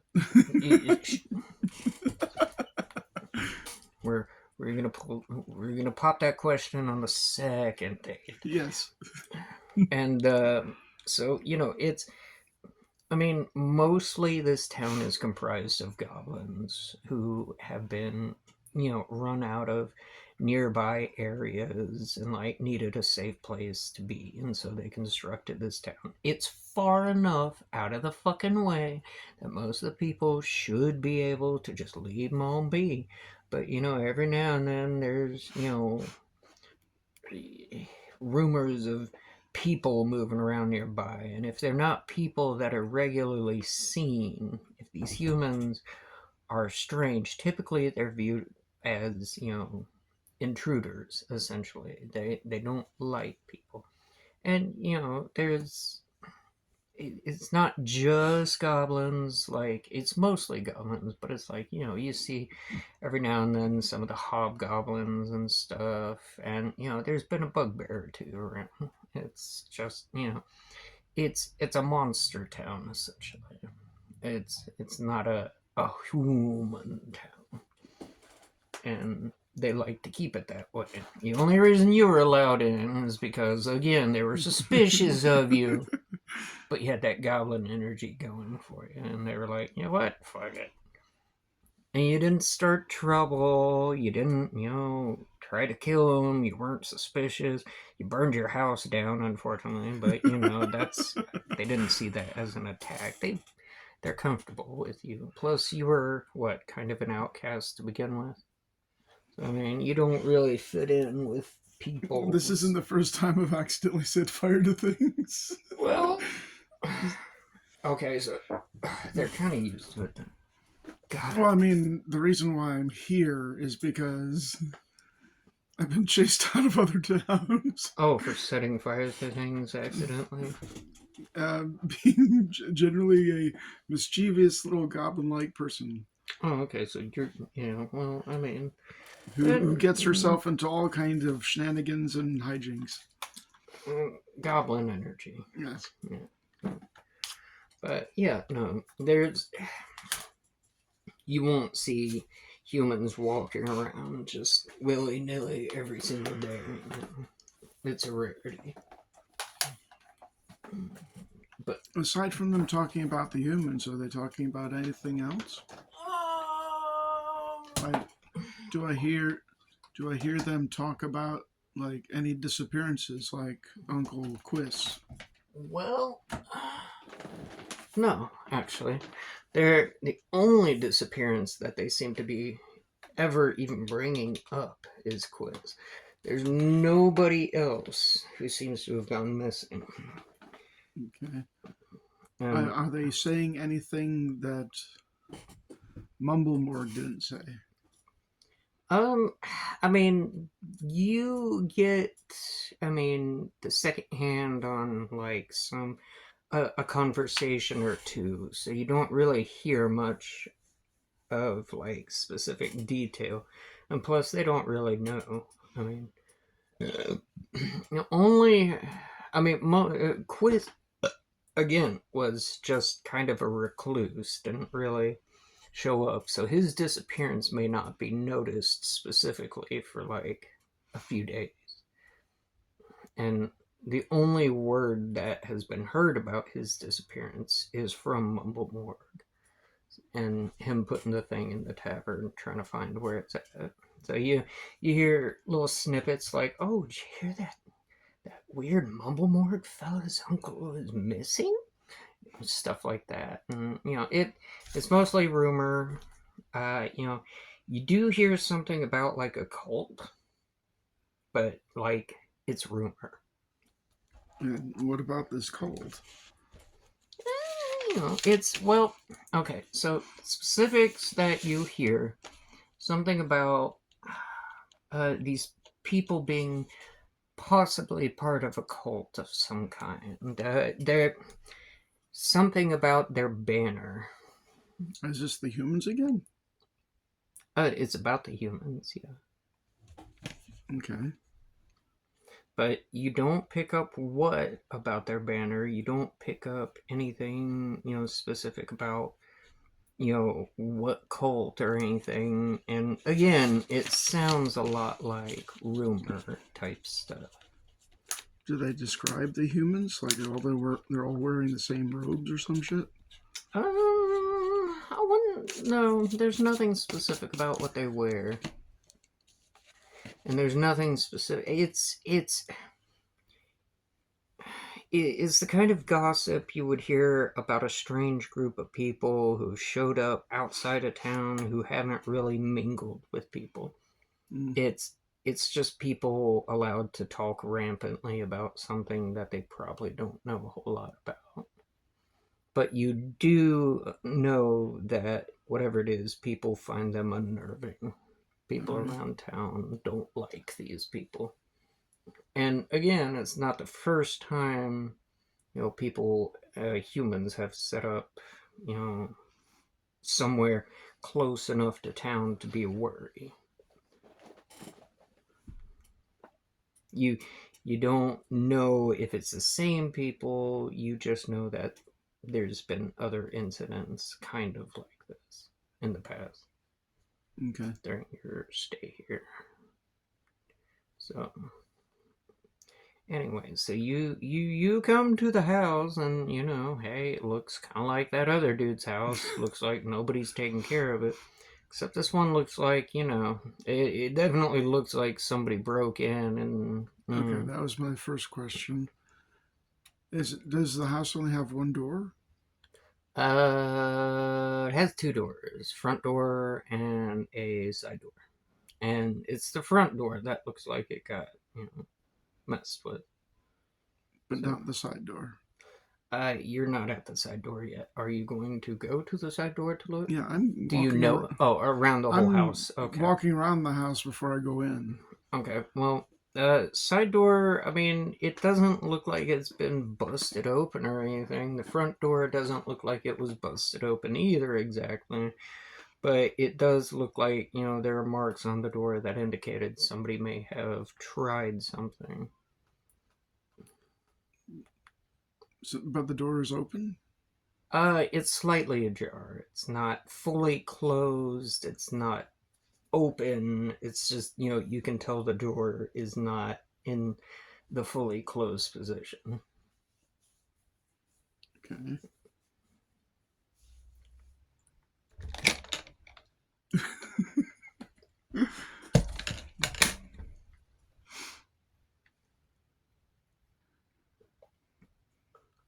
Shit. Mm. I run back into town to a hardware store. Okay. Okay, you find it easily enough. It's along the main street. Okay. What's the place called? Oh god damn it.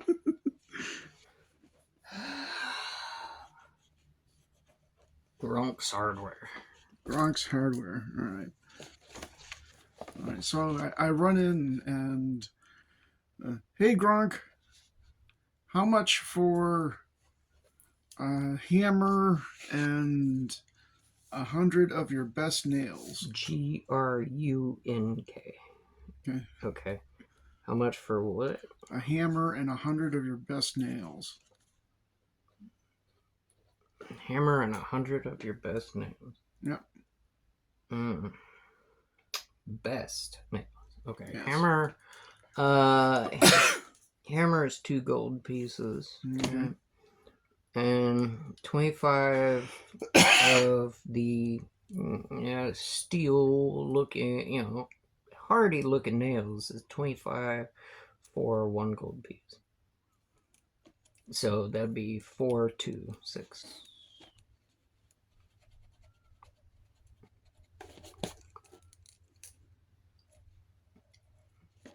All right. Okay, with my trusty hammer and nails, I run back to the house. Yes. Now, before I do this, is this a 2-level house? This one is it's hard to tell from the outside. Are there windows above ground level? No. Are there any windows? And there's one on the front. Looks like front porch area. And you went around, so it looks like there's like 6 altogether, but there's no like high up windows or anything. It's just a little bit taller of a building than you're used to. Looks like maybe it wasn't specifically made for goblins, but Okay.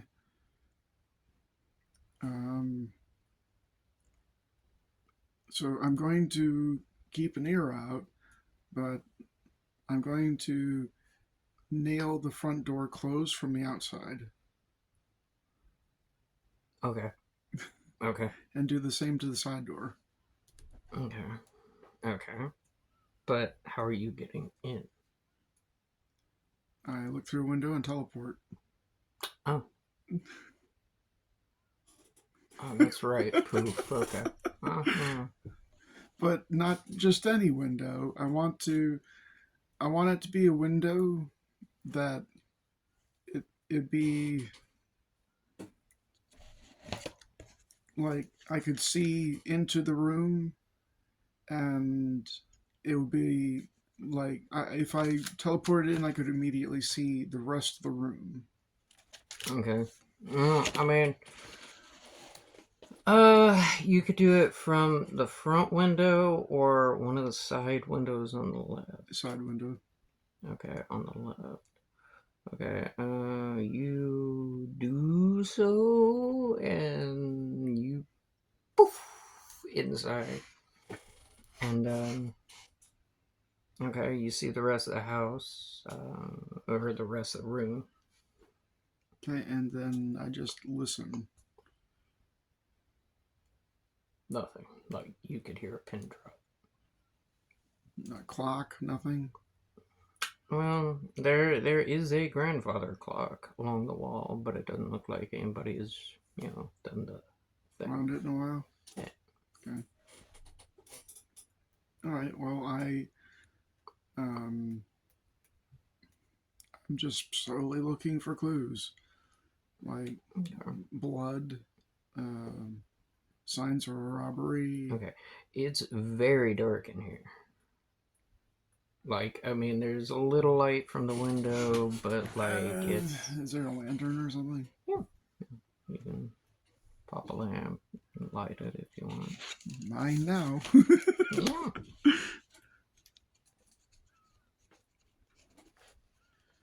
Okay, so after I get the lantern, now I'm taking my time searching for clues like blood, signs of an attack, signs of things being robbed. Okay, so where you are is the main room, and it looks like there's the front door, and then there's some like a couple rooms that way. Yeah. I'm gonna search all of them, but Okay. I'm looking for blood. I'm looking for signs of a robbery. I'm looking for signs of interrupted Well, living, like I a plate with a moldy sandwich on it. okay, definitely.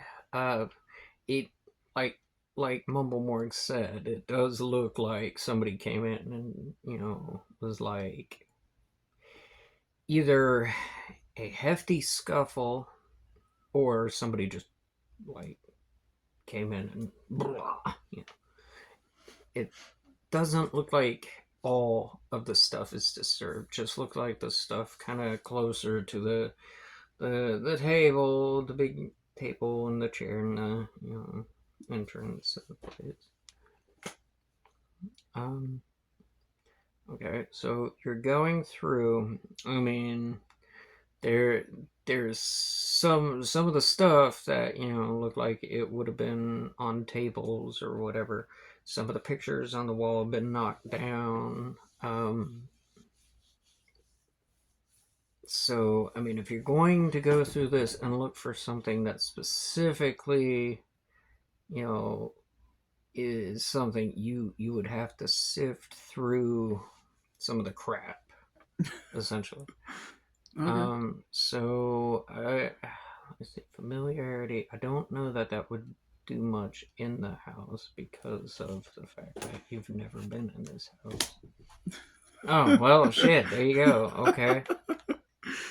Well, your eyes are as you light the lamp. You start seeing things. Just for shits and giggles. Yeah. No. Oh, I mean, as a Joker, it's an auto success. Yep.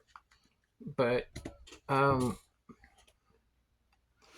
one of the things that looks specifically out of place is kind of a small ring you see on the floor. Not, I mean, Is it the One Ring? Sure. He's got the Elvish one ring to rule them all. It does it glints a little bit in the lamplight, and your eyes are just like zing. And so you get under the table and you pick this ring up and twirl it around a little bit to try and see it. It's got an emblem on it, and God, please don't tell me to show you the emblem. I don't have it yet, but it. I don't even know if I can. Maybe I should. It's an emblem. It looks something like a leaf. Okay, so like a little bit like this card. All right. The eye thing. It looks a little like that. It's got a leaf and it's encircled, and that's the emblem. So is this symbol familiar to me? You have not seen this before. This is not something you would have run across. I mean, even in your time outside of this city, town, whatever, you haven't seen this specific symbol. So it's foreign to you at this point. Would it look like something a goblin would wear? I mean, it's a little big for a goblin finger. It's a Okay. little big. It looks like, it would have to be a large human-sized goblin. It's even a little big for your finger. Okay. I find something to put it on, like a necklace around my neck, and tuck it into my shirt. Okay. I mean, you can find something. I mean, whether it be a string or a low quality necklace, band of some kind. Silver chain. Maybe. I mean, the man wasn't big on, shiny, pretty stuff. He was more of a frugal type person.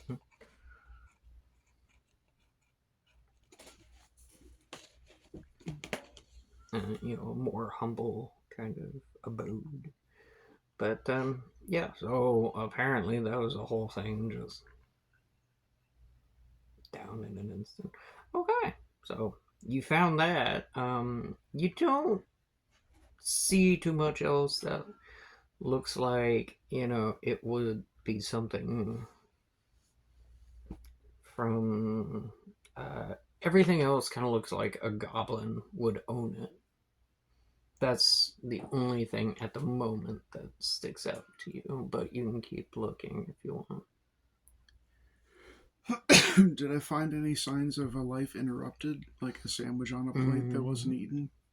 Well, I mean, you found a bowl with some upturned, like, some kind of food. You think it's a stew, Okay. but it's like kind of dried up on the floor. A little bit of chunk of potato. Homie out here wasting soup and shit.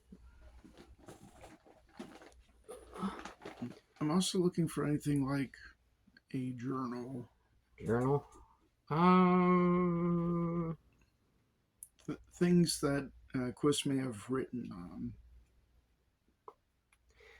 I mean, you can look for something specific.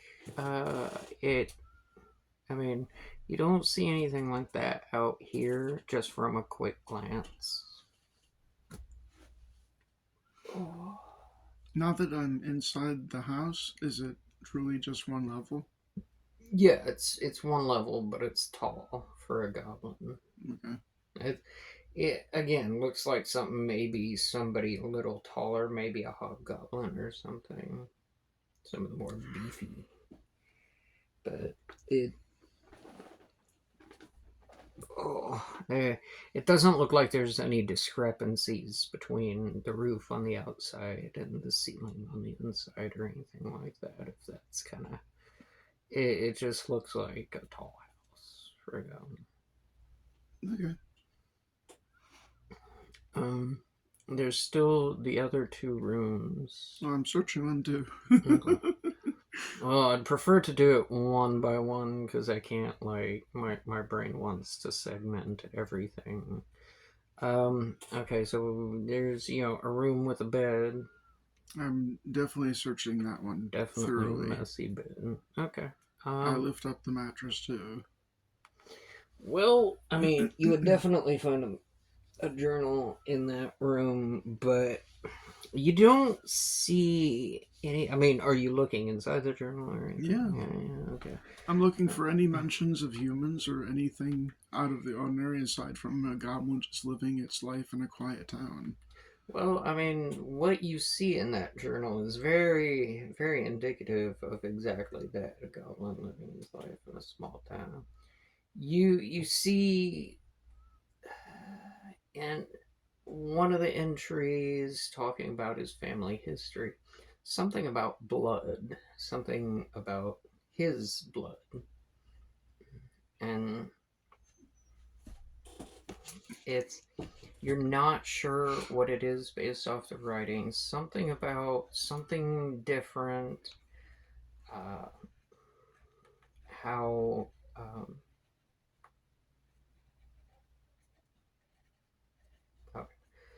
something about how he has goblin blood in him. He is a goblin, but there's something different about it. Like they can't use it for any kind of. They wouldn't have transfusions back then. I mean, we're in a fantasy world, so they can. Yeah. Well, something about having to find different blood. Okay, well, sure. Something about baby, come here. Come here, sweet pea. Oh, baby. Careful. You should come forward a little bit if you can. Come here, baby. Baby, come on. Little dumpling, I love you. Whatever. Just don't roll back too much. But yeah, something about not being able to use his blood to help, his family members or anything. It was like something about one of his relatives being stabbed, and like, they tried to use his blood, but something is different. Come here, baby. Okay, something is different about his blood, but there's no specifics. Have I seen any blood in the house yet? I mean, you saw a small splotch or two in the room where he would. Oh, here you go.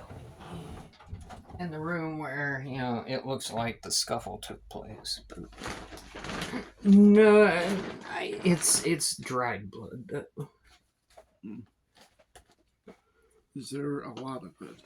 No, it's just a little spot. It looks like somebody maybe hit him on the head and, like,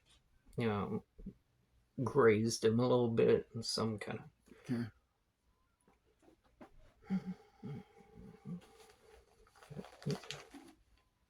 Anything else to be found? And I'm guessing this is his bedroom. Well, yeah. I mean, there's a little chest. It's a little chest. If you want to go looking through old Uncle Quiss's stuff. Of course I do. Okay. I mean, you see, there's a small amount, not. How do I put it? Like maybe 50 to 75 gold pieces stuffed in a box with. Okay, so this was not a robbery. No. It looks like anything of value has been kind of left. The only thing that was taken seems to be homie's uncle. Where's the chest? The chest in his room is in like this little stand thing next to his bed, but under the bottom there's like a drawer, kind of. So it's stuffed in the back of that, covered, with some clothing and stuff. It's not easy to find, but it's not hard to find either if you know what you're looking for. I nail it shut. Okay. It is now nailed shut. Make sure he still has some money when he gets home. Okay. That's nice of you. Alright, so. And the other room is mostly just storage. You can't tell if there was a scuffle there or if it just junk, piled up a little bit. But they're. Alright, so after I get done nailing the secret treasure chest shut, anything else in this room? No, I mean, it's, a bedroom for somebody who has just kind of, like, not really stash anything away, just sentimental things. Oh, the photo I have. Yes. Am I able to match it up to anything? Yeah, the main room where some of the pictures were knocked down. Okay, so. But it does look like it was taken against one of those walls.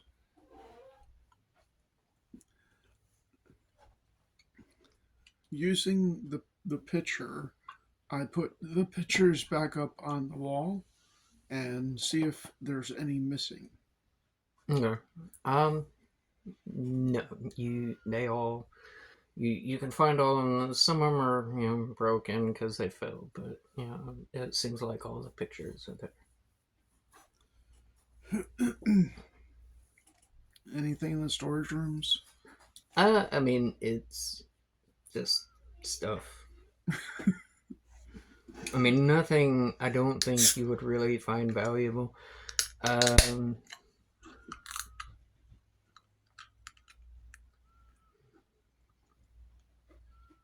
Well,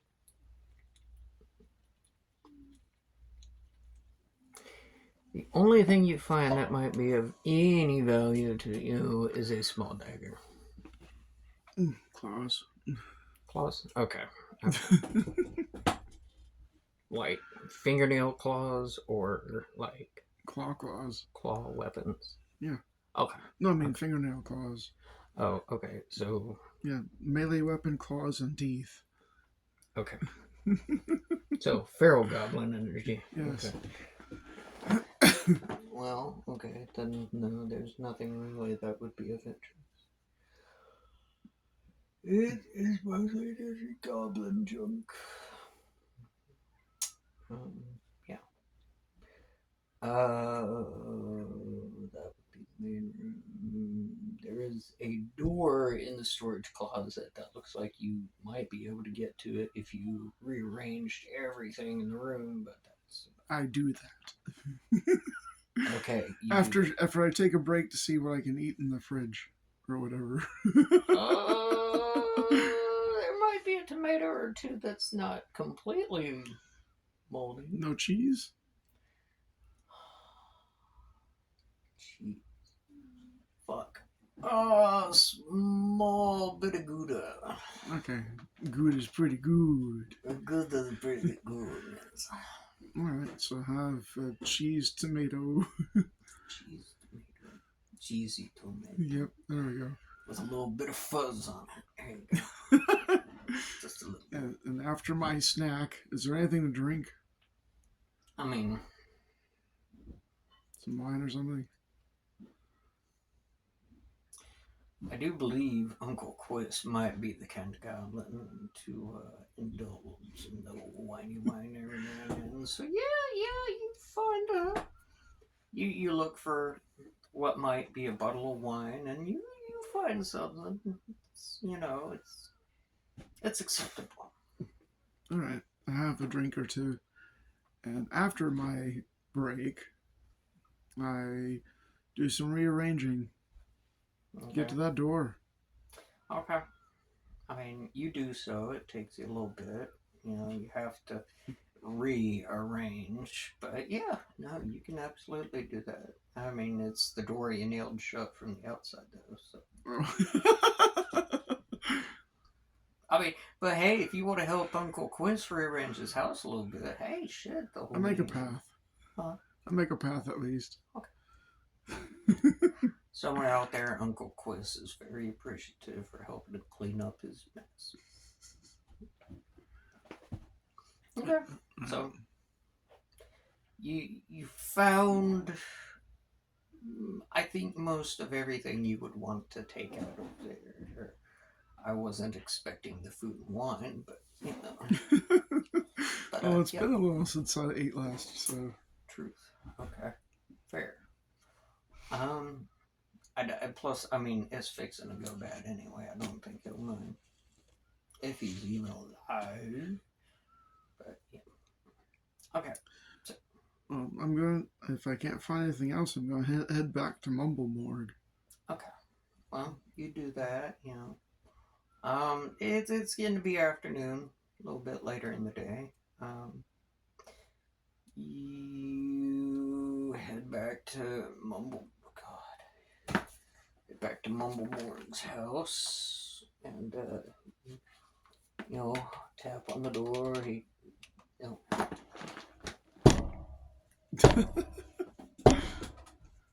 Oh, I'm coming. I'm coming.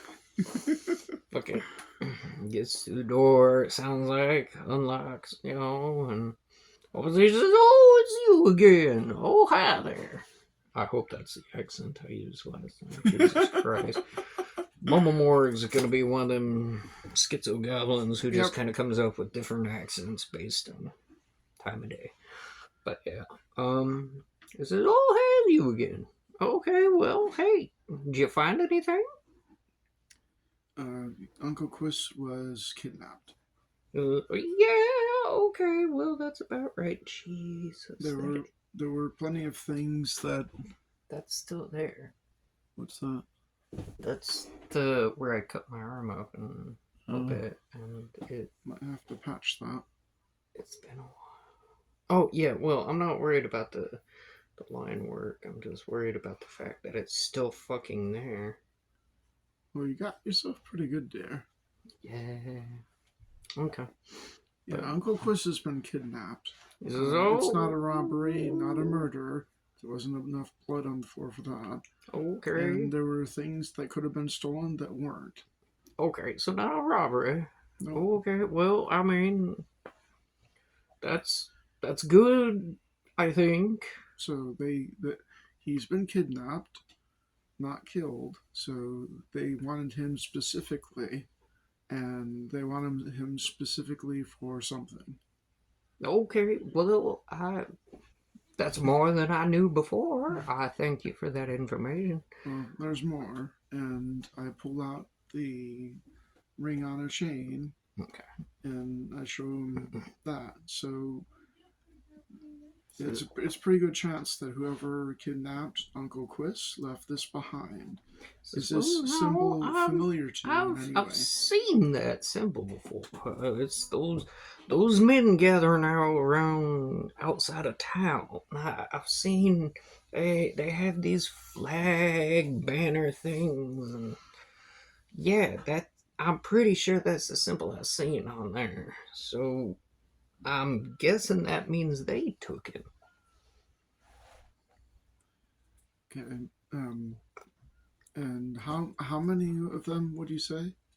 It wasn't very many. I cannot recollect how many exactly there were. I mean, I do a little scavenging outside of town every now and then. I see a group of them, maybe 5, 6. But I, I don't like to stay around people like that. Mm,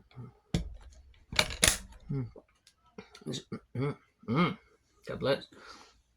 So as soon as I saw them, I just kind of crept on back into town.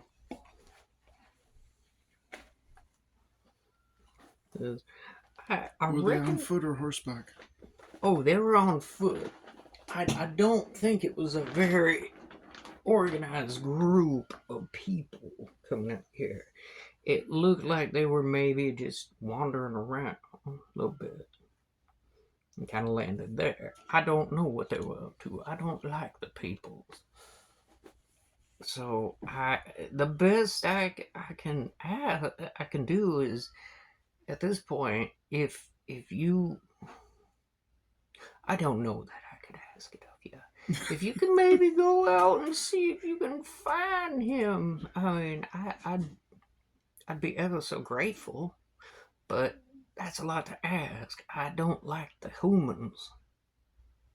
Are you sure you're not a human? Yeah, it's debatable. Oh, okay. Well, yeah, these humans, I don't think they'd be very friendly. They don't look like the friendly type, but yeah, I Why mean, don't they look like the friendly type? well, I mean, there's people come around here if they have good intentions. Usually, they come into town. Usually, they don't come with all these weapons and such. They just kind of they come into town, do their business. These people didn't seem like they had any legitimate business in town. What kind of weapons do they have?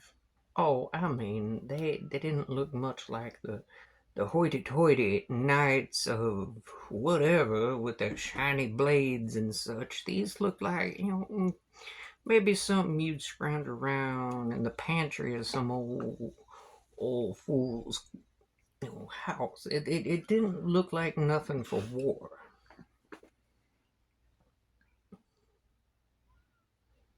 So I don't know. You yeah. Well, I should go check it out. Okay, well, if you do, you be careful. I don't trust them humans, and you shouldn't either. Be back soon, I hope. I hope so too. Um, what is a gold piece worth in this world?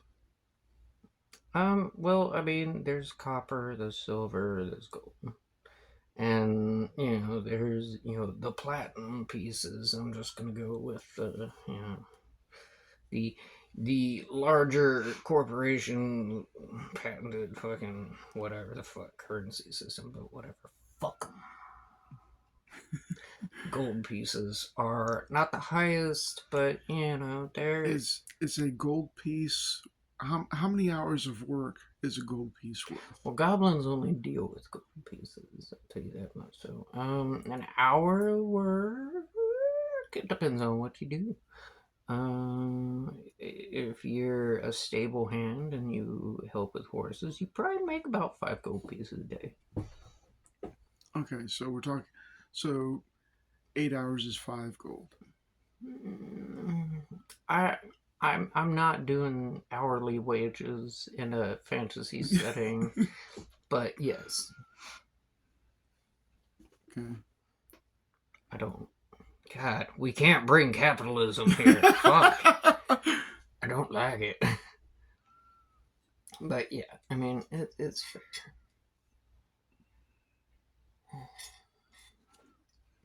Okay. So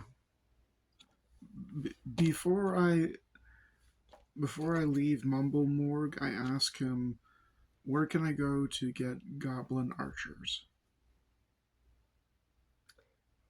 Goblin archers like Yes. to hire. Yes.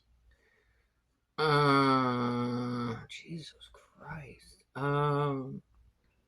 So, well, I don't know that there's a specific spot you can go to hire these people, but you might be able to find someone down in the tavern during the day or something who might be willing to, join your cause for a few, for, I don't know, some gold or something.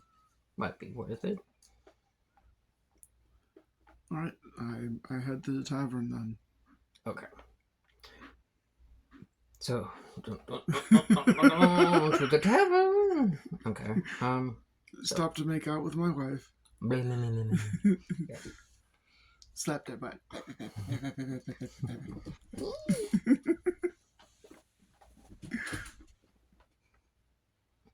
So yeah, y'all make out in the storage closet for a few minutes and move on your way. Okay, so are you just gonna I need an archer or something? I stand up on one of the tables and say, I have a need for archers and I have gold to hire them. Are there any archers in the house? How much gold do you got? 19. 19. Okay.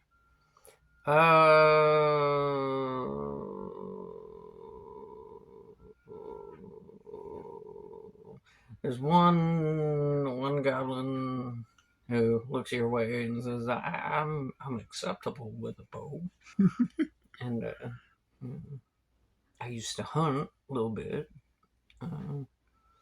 How long are we talking? Okay, from an estimate to get to where the humans are from where I am. You could probably, I mean, it's not that far. It's just you could finish your business up within a day. Yeah. Is he the only one? Well, there's another one who, kind of, this one's acceptable with a bow. The other person, the other goblin who, actually, let's not go with the goblin. Let's go with the hobgoblin. This one looks a little sturdier. Looks like he's a little more handy with a bow. In fact, he comes with a bow. So, I don't know. How much for both of them? Both of them? Well, I mean, the one who's not so great with bows, depending, I mean, I would need you both for at least 5 hours. Okay, they agree. I mean, you have 19, so okay, so I'm gonna take that back. Say 3 an hour would probably be about right. So 8 times 3 is 24. Is it 20? Yeah. Okay. So about 5 hours. So well, we can do that. 3, 5, The one says, I'll do it for 5. And the hobgoblin looking fucker says, well, I need like, 10. That's fine with me.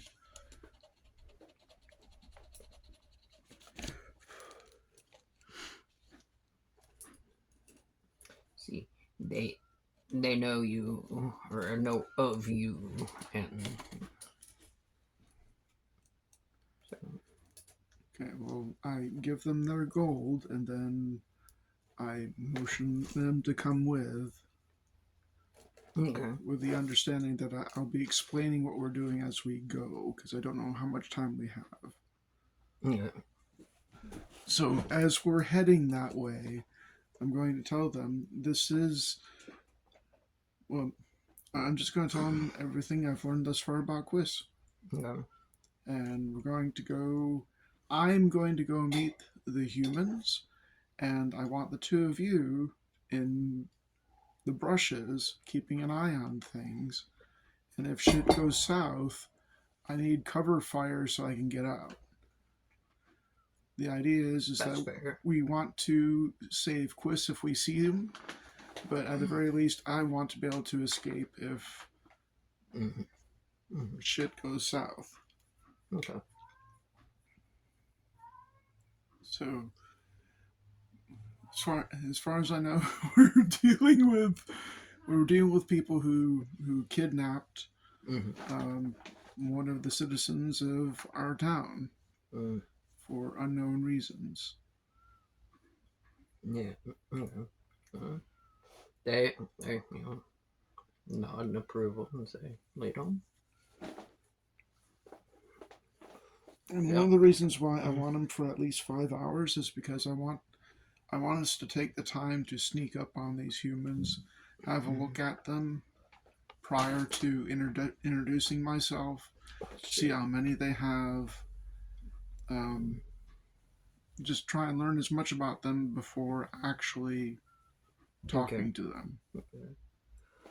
Oh, okay. And presumably, them being hunters, they're better at sneaking than I am. Yeah. So I would have them do most of the scouting and report back to me what they learned. Okay. Well, you can do that. You find it's just all day with it. Yeah, okay, that's fine. Y'all, tavern down the main road, across the bridge, next to somebody's smoldering house. Wonder who that is. And then y'all Looks like home. Oh wait. Oh, yeah, that's mine. Travel. There's some light woody area, but it's not like super far away.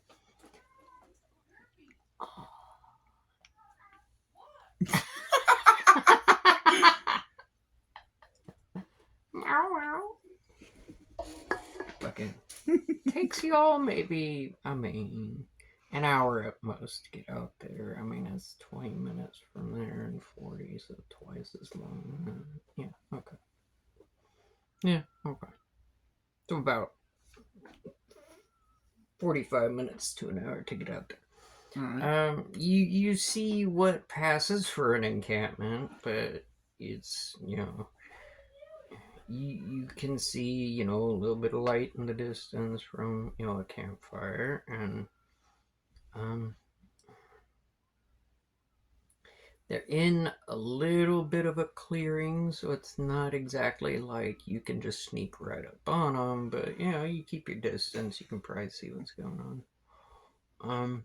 So you send in Homie and Homie to As close as they're comfortable getting to do the scouting. Okay. Because I'm shit for sneak. Sneak is not my thing, but for hunters, they probably know how to do that better. A little bit, yeah. Okay. So, they say they'll report back within the hour. You see them, one of them kind of trudge off around, on the southern area, and another go off towards the east, north from the encampment. And you lose sight of them, and you figure they're doing sneaky, sneaky stuff. You yourself can kind of see a little bit of what's going on. You see, it looks like three people are there around the campfire. Maybe one keeping guard. You don't see. Well, I mean, he said five or six, but you don't see the fifth or any more than the initial four. But they have set up like a couple tents, so um, you just kind of doodly doo. I'm waiting for my hunters to come back and tell me what they've learned. Okay. Well, it takes about an hour and a half. They want the hobgoblin comes back first, and then the other goblin comes back. Maybe 5-10 minutes later, something, and they report that they've seen five people, but they're aware that there may be uh, more than five people there. The what was it? The hobgoblin went around south, so he would be the one to see. He said there appears to be one or two in one of the tents, and you don't, or he doesn't have any specific details, but he said one looks a little different. But yeah, so When you say one looks a little different, do you mean one looks like they're not human? yeah. But this would be one in a tent, but he didn't see him moving, so.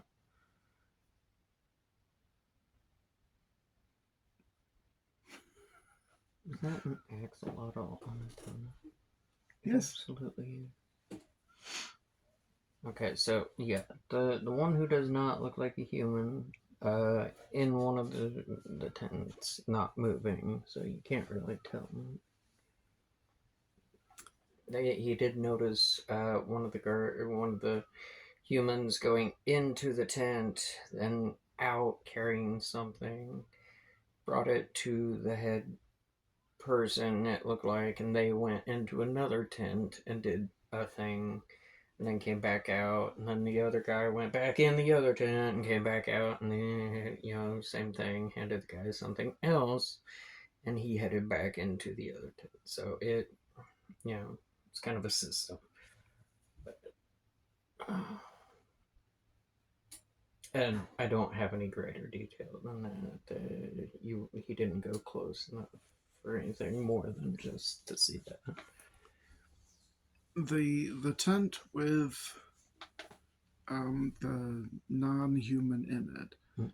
is um, is there any approach to that wouldn't that wouldn't make you visible to the humans? I mean, he says it's possible, but there's no way to be completely hidden from them. There's no, I mean, there's, the trees, obviously, but they're not thick enough to, like, I mean, they're not close enough together to guarantee you would have any kind of safe vantage point. They chose this spot because they they didn't expect people so much to come up to their encampment, but like they could see them if they did. Suppose given enough time, and if you're not, hiding, right? Okay. I don't suppose. Okay, I've shown them the ring. Okay. Is this symbol Yes.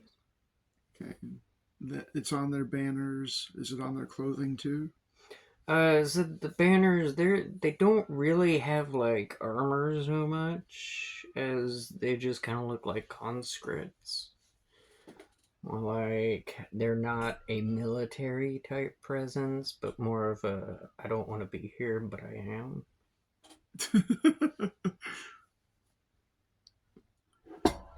And like he said, it looks like the one of them looks a little heavier armored, but it's there.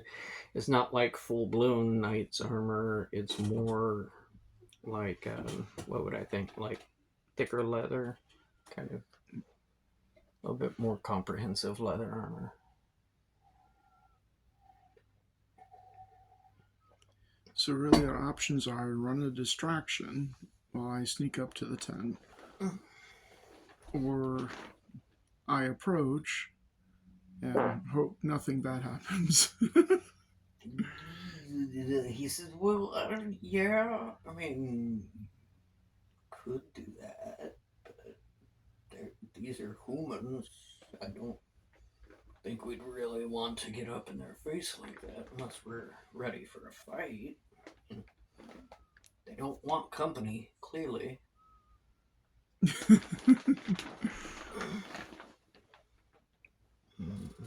I have no sneakiness. Well, you don't have to. You can grab a bush and just like. I mean, you could pull some Tom Clancy shit if you wanted to. I mean, it's not like they have, guards on every corner of the camp, like, searching and shit. They have, 3 guys looking around a little bit. But they don't look like they're expecting company or anything. They're more, how do I say this? It looks like they're more focused on the inside of the camp.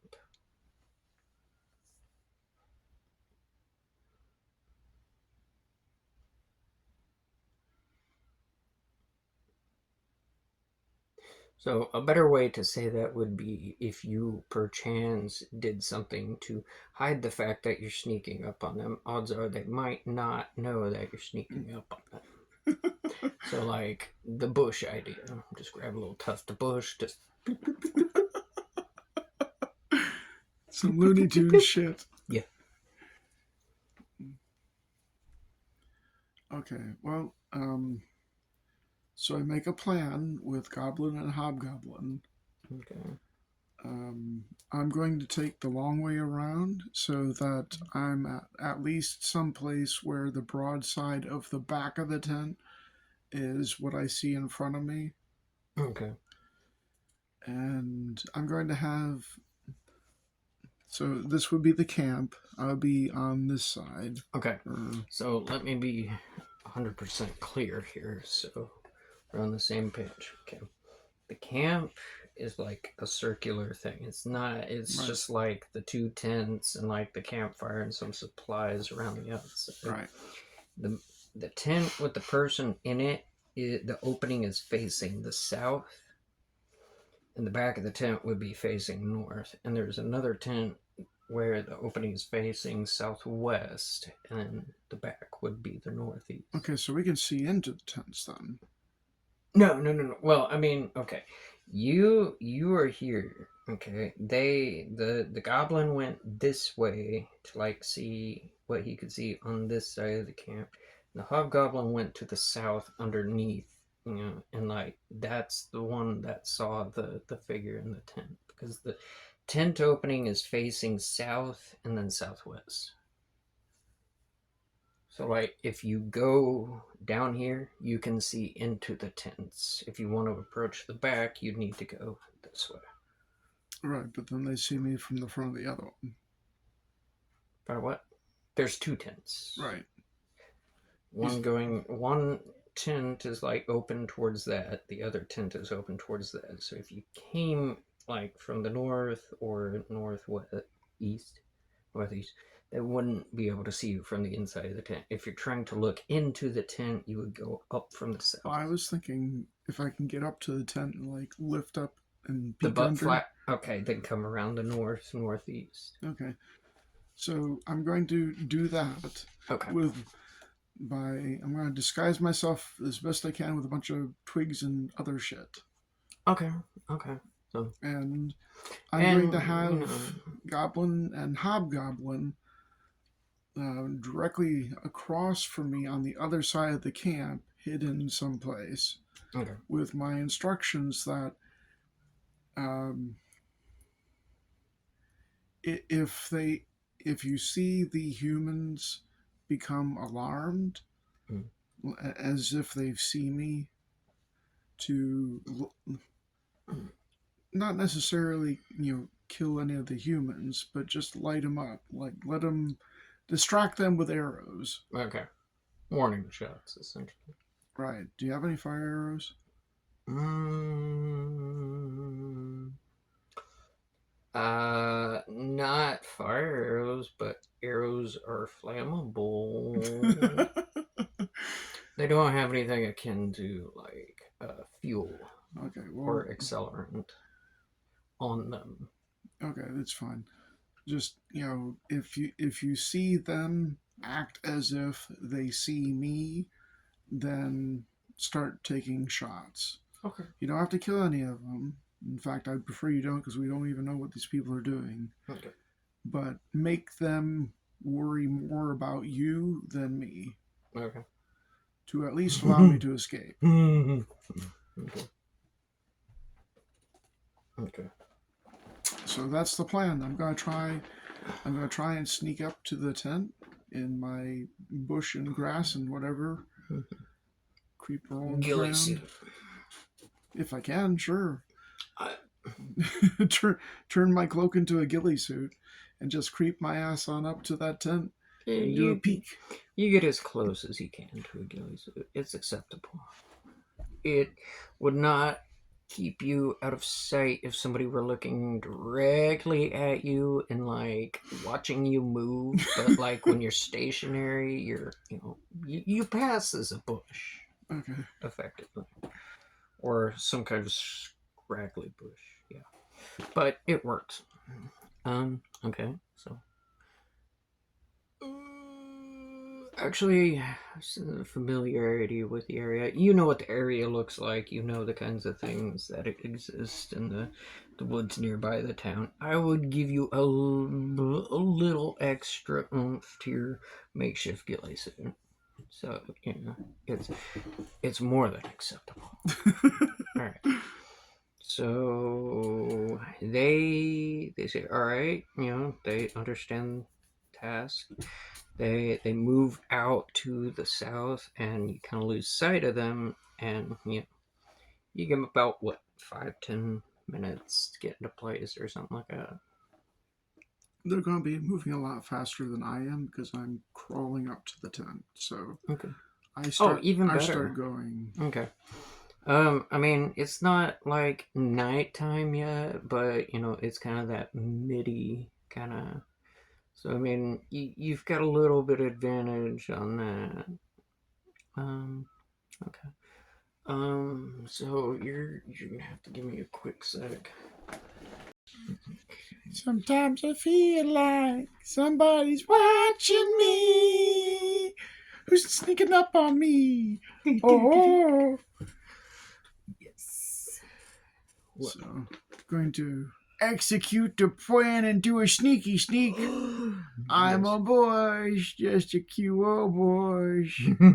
Not a goblin person type person. Oh. Just a boy. Yep. Alright. Well, so you're on home turf, so I would say you'd make what? 1 or 2, and let's go with 1, just because I mean realistically it's not that well. Yeah, let's just do 1 to get through this one. A check. Okay, it's 1 card. Okay, well, I have +5 in my hand. okay, so So that gets me up to 11. Okay, and so that's meeting it. Um, Actually, this is a 12. so it's So a 12. Okay. You have 5, 6, how much 11. is the ghillie suit worth? Well, the ghillie suit, since, again, you had your skill familiarity or whatever, glop. That gives you +2 to the ghillie suit. Okay, so just make it. Just make it. I just It was going do to a just sneak. be a +1, and that would have matched it. But since you're familiar with the plays, it gives you another +1. Right, well, I sneak up to that tent. I take a peek. Hey, and you see, you see fucking Uncle Quiss lying. Okay. So, well, let's do this. You have to wait for an opportunity to go and look in. You wait until the homie comes out of the tent and gives the thing to dude. You're in there. There's not much hiding space. So if the dude comes in, he's gonna see you. But I'm not going in the tent. I'm peeking in. just peeking in. Okay, Just to well, see if who's there. it's Uncle Quiss for Okay, sure. is He he- is is he tied close? up on the ground and he's kind of upside down, lying face down, like in the fucking dirt. But Okay, how close is he to where I am? Like, can I reach in and just start cutting his no, ropes? you'd have to step into the tent to do that. It's a little further than that. He's about halfway in against like right wall of the tent. Okay, is there anything else inside the tent? I mean, there's a couple like not exactly chairs, but more like little stool things to kind of sit on that look about human sized. There's a small table with a lamp on it. Um, there's him on the ground. There's what maybe like. Let's see. This is a tent with him in it. They wouldn't have weapons, so it's just a couple small stools. Can I teleport to him? And also, is he big enough for me to hide behind? No. I mean, yes, you can teleport to him, but no. If it's not a situation where like, I mean, if a guard comes in the tent, you're caught. Simple as that. Okay. So you've got very little time. Okay, well, I sneak up to him, put my hand on him, Bat, pat, pat. and teleport us both out of the tent. Can you do I'm holding on to him. that? Okay. So what's this teleport skill? Does it have like a skill behind it, or? Well, it's +1. I have 1 point in it. It's +1 range, Okay. and I can use it once per minute currently. Okay, so +1. I mean, I don't know that it would be something that would I mean, it's not something you normally like tap people with and like zoop out of places. Is it? So, I mean, it would probably be more a personal teleport. So, I mean, would a skill check kill you, or I is it still have a +5. So, okay? Well, give so me this would be against. Let me go against one card instead of two. Only reason I'm doing this is you are on home turf. It's Okay. not something like you've got the area in mind that you're teleporting him to, and you've seen this area over and over. It's just because of the +1 person to the teleport. Okay, well, that plus my skill plus the bonuses I have in my hand make it a 12. Okay. So pop it to me.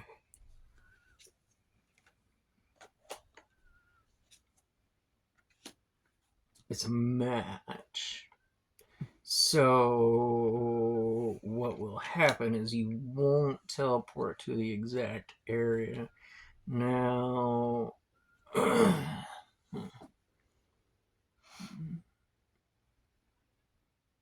Alexa, roll a d10, please. You rolled a 4 on your d10. Okay, so then you teleport outside the camp. Well, it's Or the where best. you? The best I can do is teleport him outside the tent, like immediately outside the tent, Oh, okay. Okay. because Well, I don't that have a is very long inside. range That on is this yet. definitely inside the camp. Okay.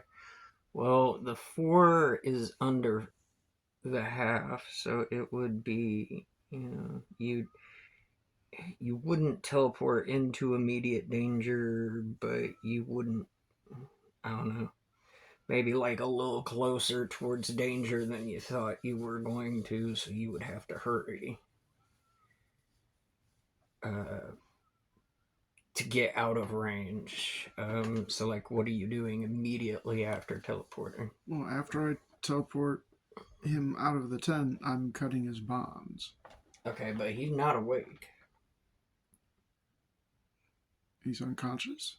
Yeah, they've been keeping him unconscious. Like I mean, you haven't really gotten a good chance to really look him over or anything. So I mean, at this point, you just know you're teleporting a dead body, or not a dead body, but a physical body of a person. You don't know if he's alive, unconscious, whatever.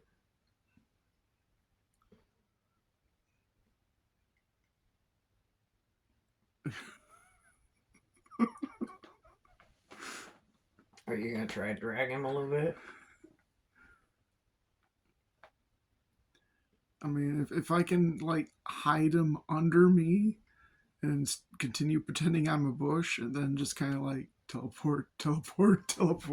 It would be tricky, but I mean, and if you're going to teleport with a +1, I would say you're going to still need to do like the checks and stuff. Okay, well, this is a 16. Okay. And again, home turf, so okay, well. 16, that's more than double. You teleport with that one a little further towards your goal. See, what is the nature of your teleportation? Is it innate? Is it something you learned? It's a skill, so learned. Learned, okay.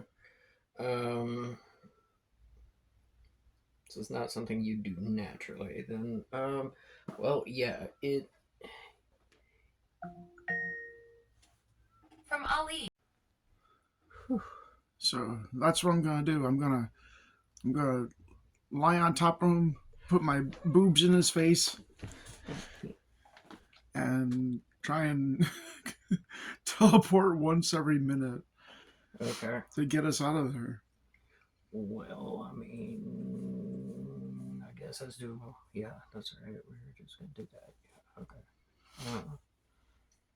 Okay, baby, not up on the table. Okay, not up on the table. I love you, but you need to not. Okay, you need to not. Okay. So then, okay, brain pudding. I'm gonna keep that up until I'm into the tree line. Once I'm into the tree line, then I cut his bonds. Well, I mean, I'm gonna say that about halfway back, like you maybe 5 minutes at most. One of the guards, you can hear them say, "Hey, the prisoner's gone," and they start kind of, whoop, torches out. It's getting to be a little darker, and so they start looking around for anything suspicious. Let me see. So we're talking about the camp. Which way were you going? Back northwest, kind of. Back the way I came. Okay, so well, I mean, from attempt with him. Yeah, so you would be going duh, duh, duh, duh. Yeah, okay. It's okay. It's okay. So yeah, you. Hi there. Okay. Nobody's opened fire yet. Well, I mean, they see what's going on, and I mean, they've just kind of come to the conclusion that the prisoner is gone, so it's gonna be the humans kind of start like and getting stuff together to like start searching the area, and they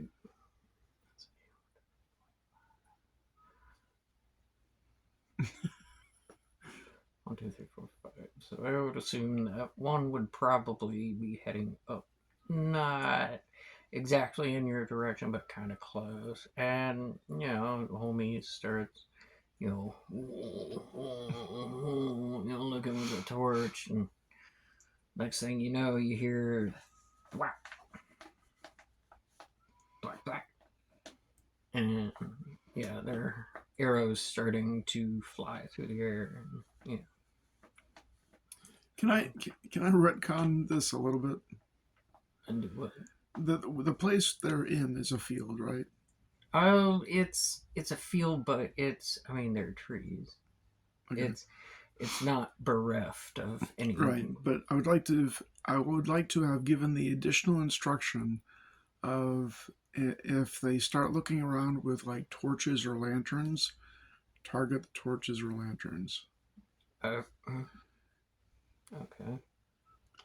To Well, knock the maybe lanterns and torches out of their hands, maybe set the field on fire. set the field on fire. That might be doable. Okay, so retcon, recon, yeah, and okay, so they can try, but I mean, you're gonna get better results from the hobgoblin with the bow. Okay. Well, I mean, first off, immediately after the first arrows are fired, they kind of like, what the fuck is that? And, start kind of tripping out and like looking around and trying to find the source of it. And, it would take them a minute, and between then and there, like what, maybe. My brain is pudding. So maybe.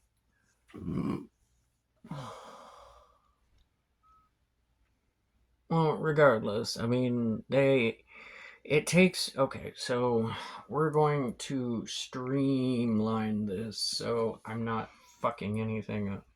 So, first off, you are going to attempt to continue to teleport back every minute. Right. They are firing the bows, which will take them, a minute or two to hit one of the torches, and the people with the torches are still kind of bewildered by the arrows and are kind of looking around. They don't really have like effective armor. And let me see, so I'm going to count these hired archers as part of your discretion, your party kind of, so you are going to make their checks for them. I need you to make 3 skill checks. Yeah. Do I get any bonuses? I mean, anything in your hand, and let's say for the hobgoblin, you get, what is it, a familiarity. Yeah, you'd get a +2 with the hobgoblin. Well, the hobgoblin is actually, I mean, he's more +3, and the goblin would be a +1. So you'd make.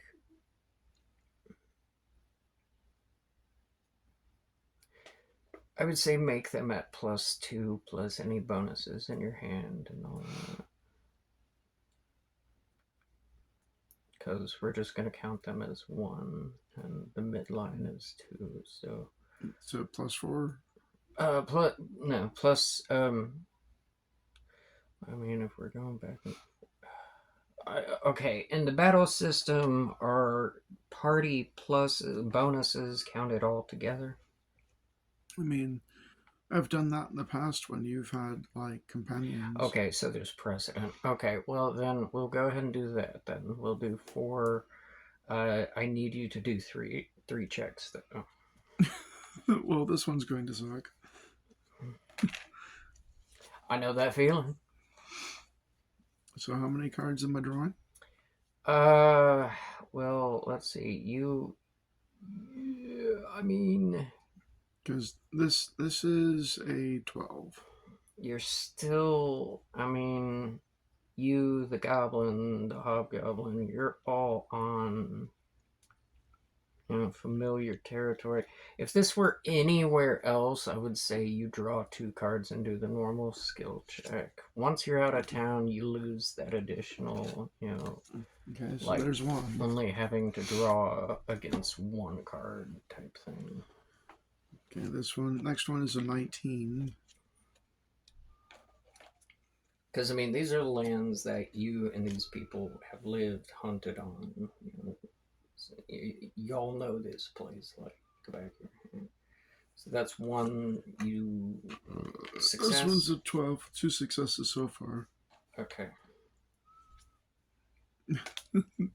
Okay, so 3 successes. Well, this last one wasn't a success. Okay. Well, I mean, the point is you got a success, and you in fact got 2, so that'll mean they hit 2 of the torches. I mean, it's like they know the lay of the land enough that but once we're out of here, out of this area, you're going to lose that, and you'll have to go do skill checks against 2 cards as usual. Okay. So yeah, 2 successes.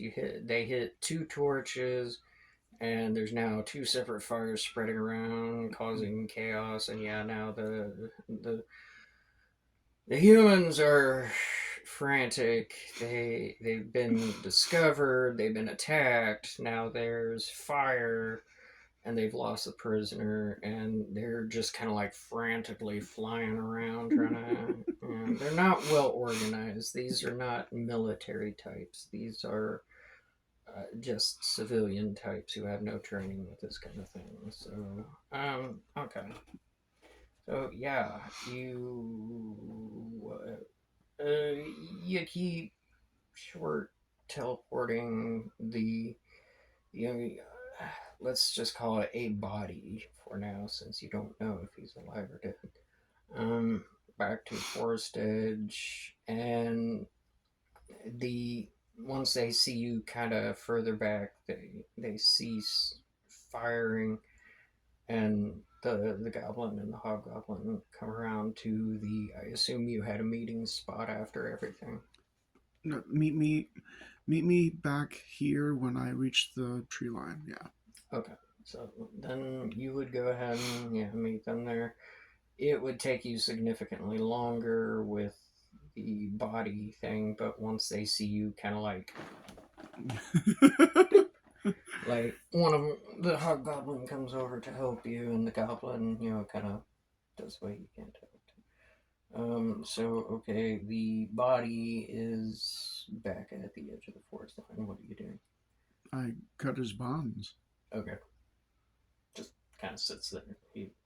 You're not moving. Heartbeat. Mm. Very faint heartbeat, but there is a heartbeat. Yes. Okay, then I'm going to forget about the humans. I'm going to do I have like a doctor, a medic, a cleric, a something in town? It's a town, yes. There would be one. Yeah. Well, a doctor, more so than a cleric, but Okay, so me and my crew, we roll back to town, go straight to the doctor with them. Okay. It takes you a while, and the hobgoblin and the goblin help you kind of like pick up the body and transport it. So you make it. It is fully dark now. So you you make it to the doctor with the body in tow. Um, you knock on the door. There's a Say, hey, doctor, Mr. MD, can you tell me what's wrong with him? uh, he says the first thing he says is he alive? He has a heartbeat. Okay, well I'll see what I can do, but What's the doctor's name? Dr. Gooberschmitz.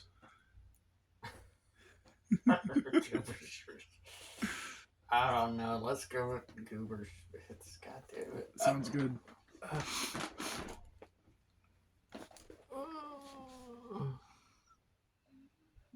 Doctor.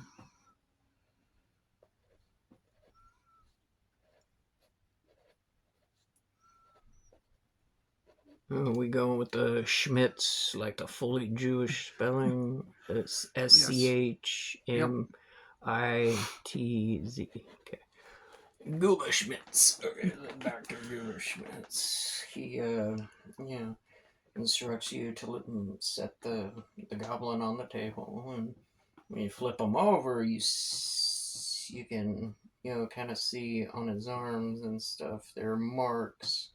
They look like small needle holes, kind of. They've been exsanguinating him. And the doctor notices it too, and he makes sure to feel for the pulse. He says, he starts off, doing his stuff. Yeah, I don't know what doctors do exactly, but he does doctor stuff, and make sure first off checks for the pulse. He finds the pulse. He's like, okay. He starts mixing some stuff together, and As he's doing it, I send the hobgoblin and goblin to go fetch Mumble Morg. Okay. Yeah, you would probably need to tell them where to look for his house. I do. Okay, and they Tell him that I found his uncle. He's in bad shape, and we may need your help. sausage. No. Okay. They nod and head out the door. And I find that the whole time the doctor's, mixing his stuff. He said, flying around doing the doctor thing. And, he says there's no guarantee he'll come back from this. He's lost a lot of blood from what I can tell. His heartbeat is very faint. And, this may be for nothing. So if this is Mumble Morg's uncle, what is Mumble Morg to Quiss? Nephew. Okay. Mumble Morg's uncle is Uncle Quiss. Uncle Quiss is so nephew then.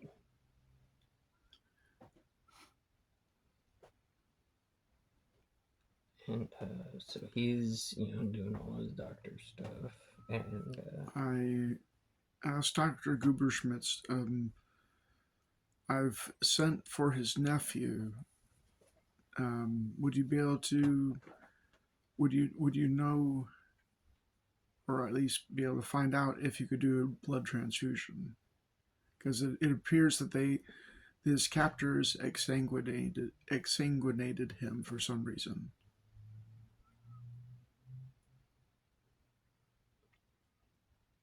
They were drawing his blood out for some reason. Okay, now that's tricky.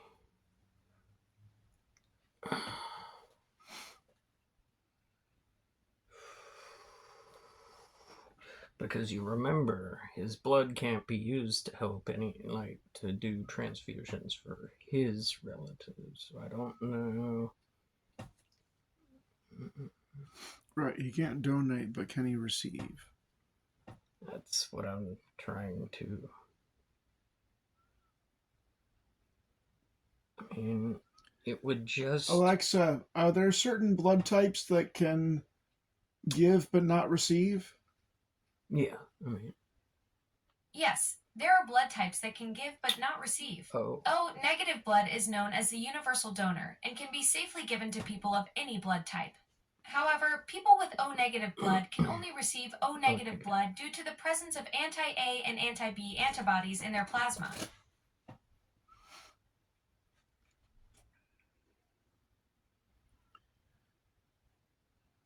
Just.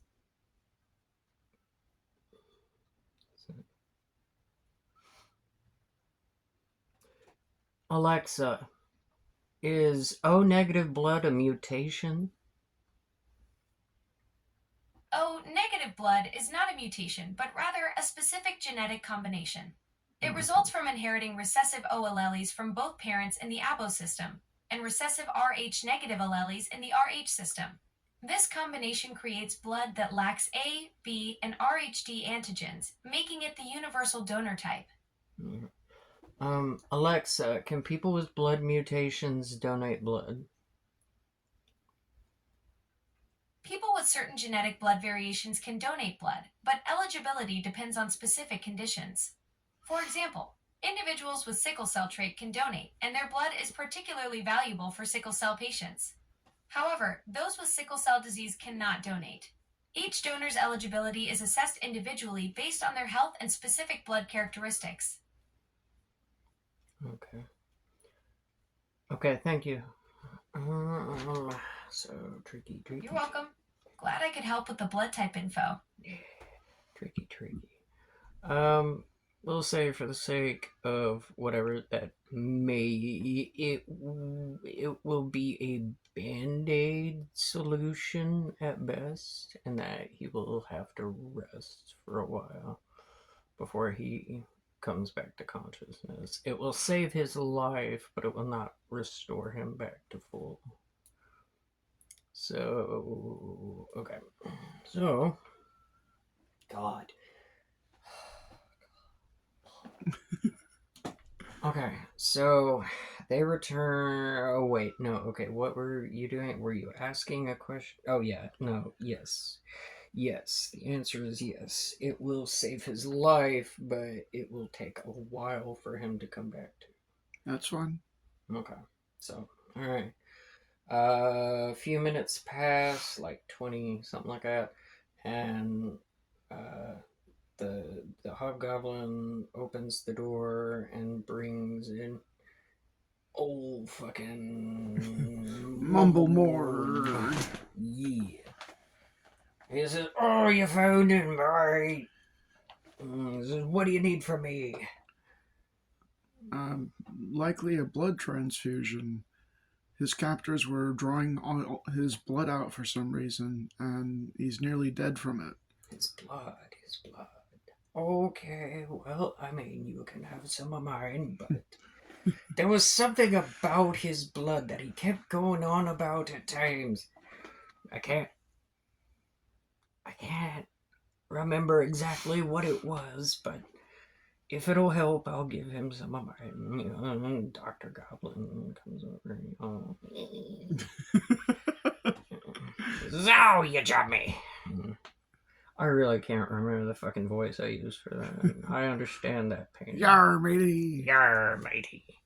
So, anyway, blood transfusion. I mean, he sets it up, gets the whole thing ready. There's a little, like, we're gonna fantasy setting this bitch up, like sheepskin kind of bags to hold the blood, and like little tubes and stuff made of material you don't know what it is, and starts the process, little gears and wheels and wood shit, and Beep boops. Beep boops, but very, very rudimentary. Yeah, I mean, homie. There's no sign of him waking up. Like he's whatever they did to him has got him like from death. Like the doctor waits a few minutes, goes back over to him, kind of feels for pulse and says, "Okay, well, it may be a while before he wakes up.